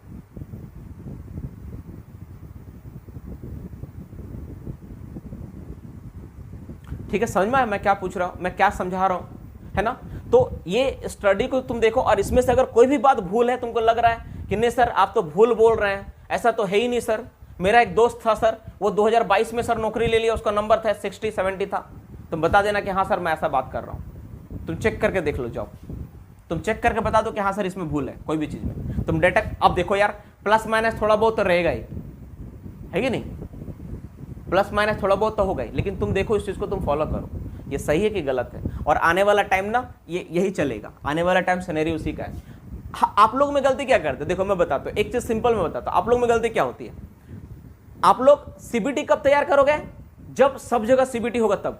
हम लोग का सोच क्या है? हम लोग सीबीटी 2020 से करवा रहे हैं, 2021 का लास्ट तक सीबीटी हम लोग पूरा सीबीटी कर दिया था। इससीएल स्टार्ट की कब? 2022 में, सबसे पहले सीबीटी एग्जाम 2022 में हुआ। हम लोग पहले किए, फिर हुआ बिरयानी टेस्ट। हम लोग कब लॉन्च किए? हम लोग 2018-19 का बैच से बिरयानी टेस्ट ले रहे हैं बच्चों के साथ। और एमसीएल कब ली? 2019-20 में जाके। तो हम लोग जो सोच रहे हैं ना, हम लोग जिस तरह से चल रहे हैं ना, उसके पीछे से बाकी सब्सिडरी हो रहा है। हम लोग डीजे देशमुख ईसीएल के एग्जामिनेशन में पढ़ाएं, सबसे ज्यादा रिजल्ट ईसीएल में हुआ हम लोग का बच्चे का, क्योंकि हमको लगा सिलेबस जब हम लोग लास्ट में देखे ना, महाक्लास जो स्टार्ट हुआ था बैच, आप देख लेना उसमें से, आप देख लेना उसमें से जाके महाक्लास का बैच का जो डेफिनेशंस मैंने क्या लिखा था। महाक्लास का एक होगा अभी भी वीडियो अपलोड, देखो जाके। उस महाक्लास में 1 महीना का क्लास था और उसमें 26.66% रिजल्ट हुआ, इतना परसेंट रिजल्ट हुआ। आप सोच सकते हो, बिना डीजे देशमुख पढ़ाए। मैं नहीं बोला कभी कि मैं डीजे देशमुख पढ़ा रहा हूं, मुझे लगा मुझे पढ़ाना है, मैं पढ़ाया, क्योंकि सोच था मेरा कि करना है, ऐसे करके होगा रिजल्ट। तो सबसे इंपॉर्टेंट बात आपकी थिंकिंग, आप सोच पा रहे हो कि नहीं, सामने वाला क्या सोच रहा है, एग्जामिनर क्या सोच रहा है। अगर आप दिमाग में पहले से सोच पा रहे हो तो आपका पक्का पक्के रिजल्ट होगा। आप नहीं सोच पाओगे तो नहीं होगा, चाहे कुछ भी करो। और एक बात है ना सर, हम तो तैयारी कर ही लेंगे, खुद से करेंगे, तो बिल्कुल होगा बाबू, एकदम 110% होगा। जैसे कोई वीडियो गेम खेलते हो तो कैसे होता है, एक बार साइकिल चलाए, साइकिल चलाते वक्त कैसे होता है, एक बार साइकिल चढ़े गिर गए, दोबारा गिर गए, 3 बार गिर गए, 4 बार गिर गए, 5वां बार में जाके थोड़ा थोड़ा सीख गए, 6ठा बार में और सीख गए, 8-10 बार किए तो सीख गए, पास हो गए। वही होता है, होगा 10 बार एग्जाम दोगे, 1 बार निकल जाओगे श्योर। उतना बार गिरने का लेकिन इंतजार करना होगा। प्रॉपर गाइडलाइन मिलने से फायदा ही होता है, टाइम बच जाता है, टाइम बच जाता है, टाइम बच जाता है और प्रॉपर लाइनिंग मिलता है कि हाँ इस तरह से करना है। ठीक है, ये सारी चीजें। अब आप लोग को अगर कोई सवाल है तो पूछो, मैं उसका थोड़ा सा डिटेल्स ब्रीफ कर देता हूं, ठीक है। उसके ऊपर जैसे एक सवाल पूछा है, सर जी आपका कॉल करने का टाइम कितना है। कॉल करने का यार कभी भी, अभी तो फिलहाल घर में अकेले हूँ रूम में, कोई दिक्कत नहीं, कभी भी फोन करोगे कोई दिक्कत नहीं होता है। नंबर यही है मेरा 8653750075, अभी मत कर देना, ठीक है। और क्या है सर, सिलेबस क्या होता है। हम लोग का सिलेबस कंप्लीट सिलेबस होता है, माइनिंग के ऊपर इसका एक वीडियो सेपरेट है, आप देख लेना, उस पर सारा चीज बताया गया है। कंप्लीट सिलेबस मतलब टेक्निकल नॉन टेक्निकल पार्ट होता है। अगर तुम सब्सिडरी में एग्जाम दिलाने जा रहे हो तो सब्सिडरी में तुम जो सवाल आएगा वो सब भी करवाते हैं हम लोग। कंप्लीट प्रिपरेशन होता है, ऐसा नहीं होता है कि आधा रास्ता पे लाके छोड़ दिए। 1 बैच पॉलिसी पे काम करते हैं हम लोग। लेकिन एक बात याद रखना, सबको दिमाग में बैठा लो, अगर हम लोग का बैच 1 जून से चल रहा है, जो भी स्टूडेंट क्लास करेगा उसको पूरा का पूरा वीडियो लेक्चर 1 जून से मिलेगा और पेमेंट भी 1 जून से करना पड़ेगा। ये हम लोग की पॉलिसी है, पेमेंट भी उसको 1 जून से करना पड़ेगा और 1 जून से उसको क्लास भी मिलेगा। साथ ही साथ हम लोगों में ना फैसिलिटी है, स्कॉलरशिप का फैसिलिटी है। हम लोग हर वीक हम लोग टेस्ट लेते हैं, हर वीक, ध्यान से सुन लो बाबू, हर सप्ताह टेस्ट होता है। और जो सप्ताह का टेस्ट में ना 1 2 अभी तक तो 7 रैंक तक है, इसको हम लोग 10 रैंक तक करने वाले हैं। हर सप्ताह टेस्ट होता है और जो बच्चा 1 से लेकर 10 रैंक के बीच रहेगा उसको हर सप्ताह स्कॉलरशिप मिलता है। रैंक 1 को 100 रुपये का, माफ करना, रैंक 1 को 200 और रैंक 2 से 9 को 100 रुपये का स्कॉलरशिप मिलता है। मतलब महीना में तुम चाहो तो 400 रुपये तक अपना स्कॉलरशिप पे फीस बचा सकते हो, देने का जरूरत ही नहीं पड़ेगा। इसके अलावा आप लोग एक बात नोटिस करना, जो बच्चे के पेरेंट्स नहीं है, मतलब जिनके पास फादर नहीं होते, जिनका सपोर्ट किसी तरह का नहीं है, जो खुद से स्ट्रगल कर रहा है, खुद से मेहनत कर रहा है, उन बच्चों के लिए, जिसका बड़ा भैया नौकरी में वो सब नहीं, जिस खुद से स्ट्रगल कर रहा है, उन बच्चों के लिए स्पेशली हम लोग यहाँ पे क्या करते हैं, सपोर्ट करते हैं अपने टीम की ओर से कि हाँ जहाँ तक सपोर्ट होता है हम लोग कर पाते हैं। प्लस अगर ऐसा कोई बच्चा जो पुअर फैमिली से बिलोंग करता है तो हम लोग उसके साथ भी खड़ा रहते हैं, कोई दिक्कत नहीं है, पढ़ाई में कभी छूटना नहीं चाहिए, ठीक है। कंप्लीट कोर्स होता है, जो बच्चे क्लास कर रहे हैं उनसे बात करोगे समझ में आ जाएगा।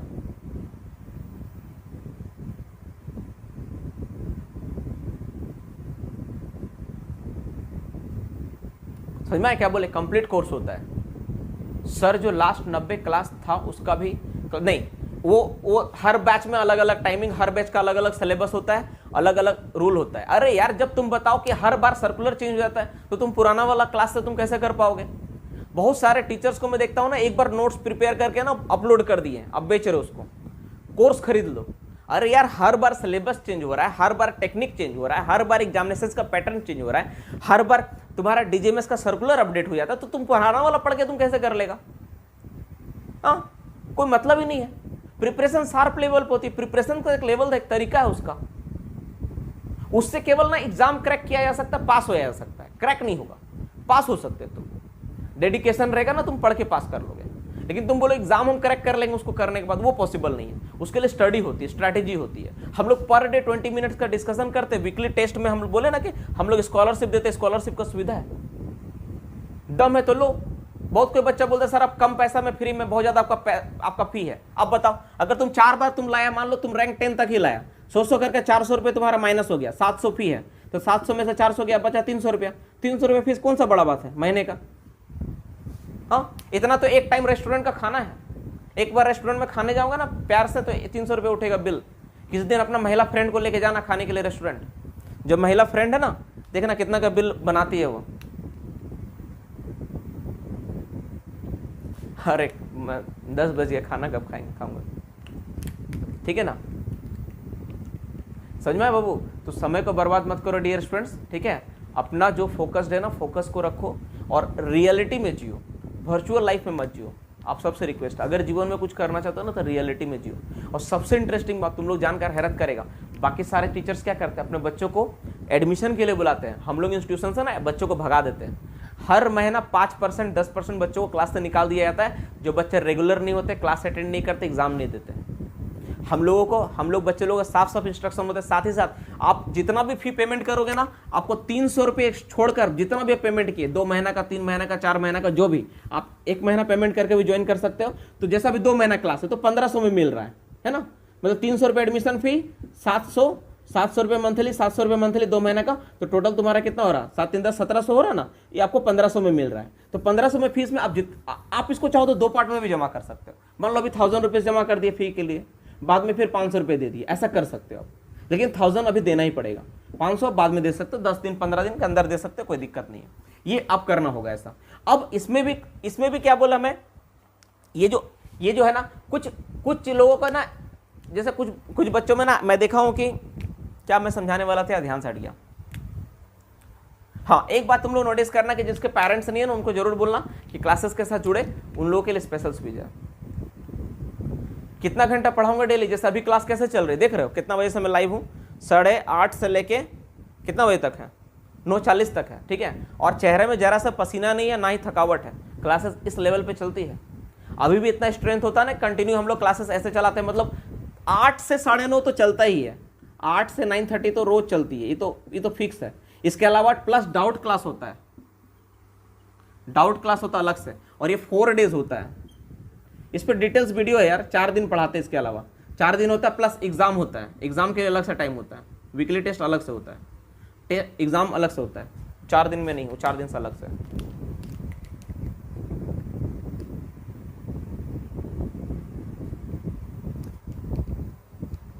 क्या रवि सर आप भी मजे ले रहे हैं? समझे नहीं यार क्या बोलना चाह रहे हैं। सर डिप्लोमा कोरोना में खत्म हो गया, ऑनलाइन क्लास हुआ, नॉलेज एक भी नहीं आया। मैं जानता हूँ यार, मैं जानता हूँ कि जो डिप्लोमा में ना जिस तरह से हुआ ना, वो आप ना अगर ज्यादा देखो, डिप्लोमा में तो बहुत सारा पैसा बर्बाद किए। अगर मान लो हम लोग का जो कोर्स है ना फिक्स टाइम है, हम लोग 6 से 8 महीने में पूरा खत्म कर देते हैं, तब मान लो 8 महीना पूरा लग गया, 700 करे फी दे रहे हो, 8 से 56 5,600 रुपया। अब अगर मान लो 5,500 5,500 रुपये में तुमको कंप्लीट प्रिपरेशन तुमको माइनिंग का मिल जा रहा, जो तुम्हारा CIL लेवल का तैयारी करवा दे रहे हो, तो क्या कमी है इसमें? वही मंथली फीस सिस्टम है, फी रिफंडेबल है। हाँ यही बोल रहा था मैं, अगर जैसे आप 1400 रुपये पे करते हो ना, 1500 रुपये भी पे करते हो ना, तो इसमें 300 रुपये छोड़कर बाकी 1200 रुपये आपको रिफंडेबल होगा। 10 दिन का डेमो क्लास रहेगा, पूरा डेमो, लेकिन आपको पेमेंट करके ज्वाइन करना होगा। 10 दिन डेमो क्लास करो, अगर तुमको समझ में नहीं आया, पसंद नहीं आया, तो 10 दिन के अंदर अपना 1200 जो एक्स्ट्रा पेमेंट किया ना, 300 छोड़ के जितना भी एक्स्ट्रा पेमेंट किया सब रिफंड हो जाएगा, कोई दिक्कत नहीं, सारा रिफंड, ठीक है। ये टोटल फी नहीं होता, हम लोग मंथली सिस्टम में 700 पर मंथ। अच्छा, रविशंकर सर भी लाइव में जुड़े हैं, रवि जुड़ा है लाइव में, उनसे भी कुछ टिप्स मिलेगा भाई। रविशंकर सर का एक चीज मैं बताता हूं, उनका चैनल और उनको मैं देखता हूं ना, जब भी वो ना रियल फैक्ट्स पे बात करते हैं।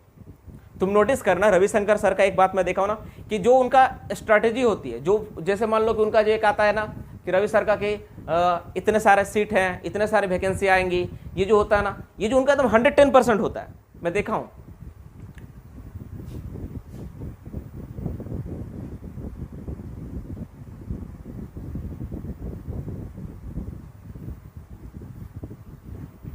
ठीक है ना, तो वो उनका जो होता नहीं है, तो उनका चैनल को भी अक्सर फॉलो करो, क्योंकि उनके पास भी ना ये मैं देखा हूं कि उनका जो एजम्पशन होता है ना सही होता है हर जगह। तो उनका एजम्पशन को देखो कि क्या वो बात करते किस टॉपिक पे, और खुद से भी एनालिसिस करो बाकी चीजों में, बाकी सब चीजें तो है। लेकिन एक बात बाबू, एक बात याद रखना, ये भी ऑलवेज फोकस्ड ऑन, देखो हमेशा एक बात पे फोकस करो, ये याद रखना, सीट कितना निकला इस पे फोकस नहीं होना चाहिए, तुम कितना तुम मार्क्स ला रहे पा रहे हो इस पे फोकस होना चाहिए, याद रखना। सीट कितना निकला, मेरा हमेशा जो टारगेट होता है बच्चों के प्रति ना, मैं जो सोचता हूं हमेशा कि सीट निकले 4 2 6, आई डोंट केयर, हमको सिर्फ 100% पे फोकस होना चाहिए बस, कि मेरा परफॉर्मेंस 100% हो। एग्जामिनेशन दे के आया ना तो हमको अफसोस नहीं होना चाहिए कि मेरा कुछ प्रॉब्लम हो गया। उनका सर का हैक हो गया, ऐसा कैसे हो गया यार हैक?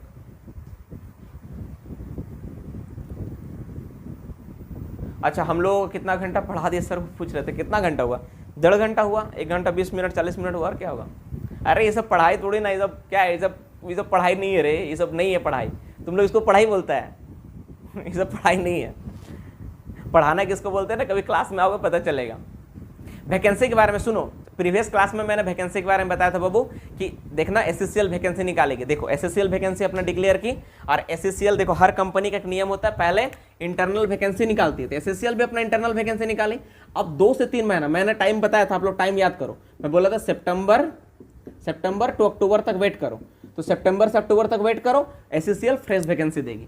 और देखो कितना वैकेंसी बोलो, 167 के आसपास है ना, लगभग इतना सीट है। तो इसमें कुछ बच्चों का सिलेक्शन होगा और कुछ नया सीट भी खाली होगा, तो लगभग 170 के आसपास निकलेगा, बस आपको रेडी रहना है। वैकेंसी तो आएगा ही आएगा।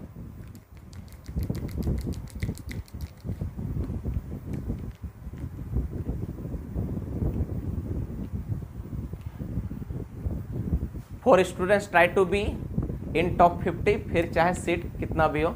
एकदम सही।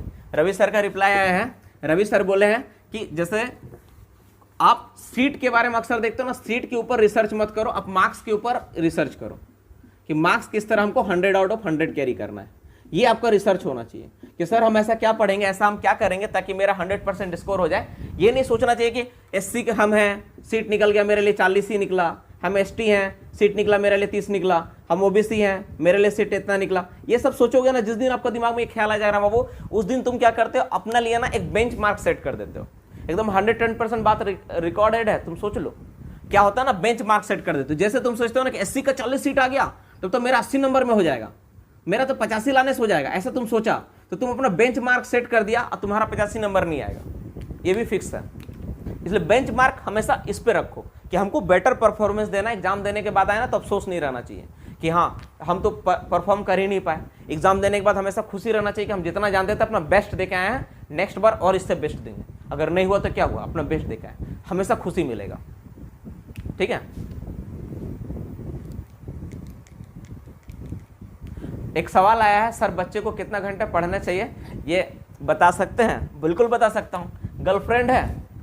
गर्लफ्रेंड है, फेसबुक में बात करते हो, जो फेवरेट चीज है, कितना देरी करने में मजा आता है, जैसे वीडियो गेम खेलना, टीवी चलाना, मूवी देखना, डांस करना, कुछ भी ऐसा चीज है जितना टाइम लगता है ना, जितना इंटरेस्टिंग ढंग से करते हो ना। जैसे मेरा एक फेवरेट चीज है पढ़ाना, तो पढ़ाने में मैं जितना टाइम पढ़ाऊं मुझे बोरिंग नहीं लगता है। ठीक है, तो वो वैसा टाइम चाहिए। पढ़ाई के लिए कोई टाइमिंग नहीं है, तो डियर स्टूडेंट जितना पढ़ोगे उतना कम है, जितना तुम पढ़ पाओ, कोई लिमिटेशन नहीं है। हाँ, स्टार्टिंग में दिक्कत होगा तो स्टार्टिंग तुम 30 मिनट से ही करो, 20 मिनट से ही करो, लेकिन लिख के करो, पढ़ो मत, लिखो, लिखने का प्रैक्टिस करो, ज़्यादा बेहतर होगा। एक बार लिखना 4 बार पढ़ने के बराबर होता है। जैसे पबजी खेलते हैं वैसा ना यार, हाँ एकदम वैसा ही ध्यान चाहिए। जैसे पबजी खेलते समय कैसे भूल जाते हो, खाना कहाँ है, मम्मी बुला रही, नहीं सुन रहे हैं, है कि नहीं, कैसे कैसे सर्च करते रहते हो कि कोई। बहुत सारे बच्चों को मैं देखा हूँ ना कि आप टेलीग्राम में मैसेज कर रहा हूँ तो रिप्लाई नहीं आ रहा है। देख रहे टेलीग्राम में लाइव है, ऑनलाइन है, तो मैसेज काहे नहीं कर रहा है। फिर पता चलता लोग सर्च कर टेलीग्राम में कौन कौन ऑनलाइन है, जरा देखे तो कौन महिला मित्र है ऑनलाइन है, जरा किसी से बात हो जाए तो, अभी कौन मैसेज किए, थोड़ा रिप्लाई किसी का आ जाए तो। ठीक है, ये सब चक्कर से निकलो और पढ़ाई पे फोकस करो, जॉब पक्का होगा।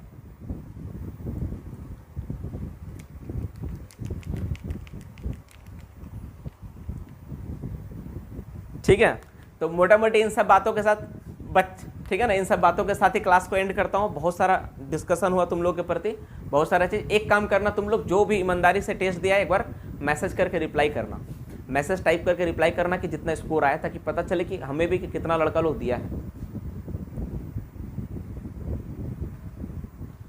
ठीक है ना, तो ये है। ठीक है, everything is the part of the life. बहुत दिमाग खाती है, दिमाग है तो खाएगी ही ना, इसीलिए कम हो गया तुम्हारा।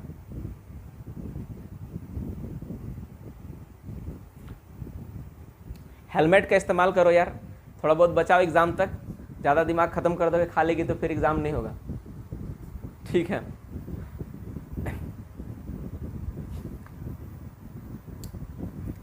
चलो क्लासेस को एंड करते हैं। So bye, good night to all of you. लगभग 2 सवा 10 बजने वाला है। एंड कर दूं? एक बार गुड नाइट तो बोलो।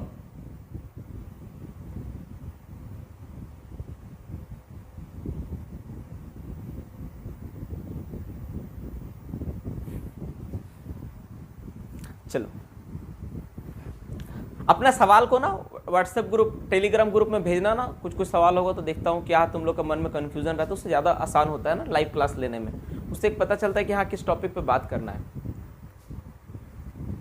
रवि सर भी कुछ मैसेज किया, क्या किए पता नहीं चला।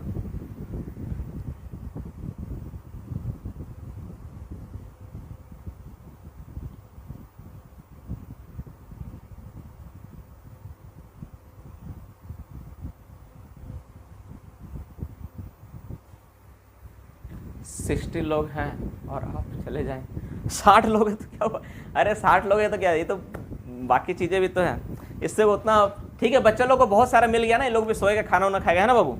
चलो खाना वाना खाओ, फिर मिलेंगे हम लोग। चलो फिर मिलेंगे क्या? चलो फिर बात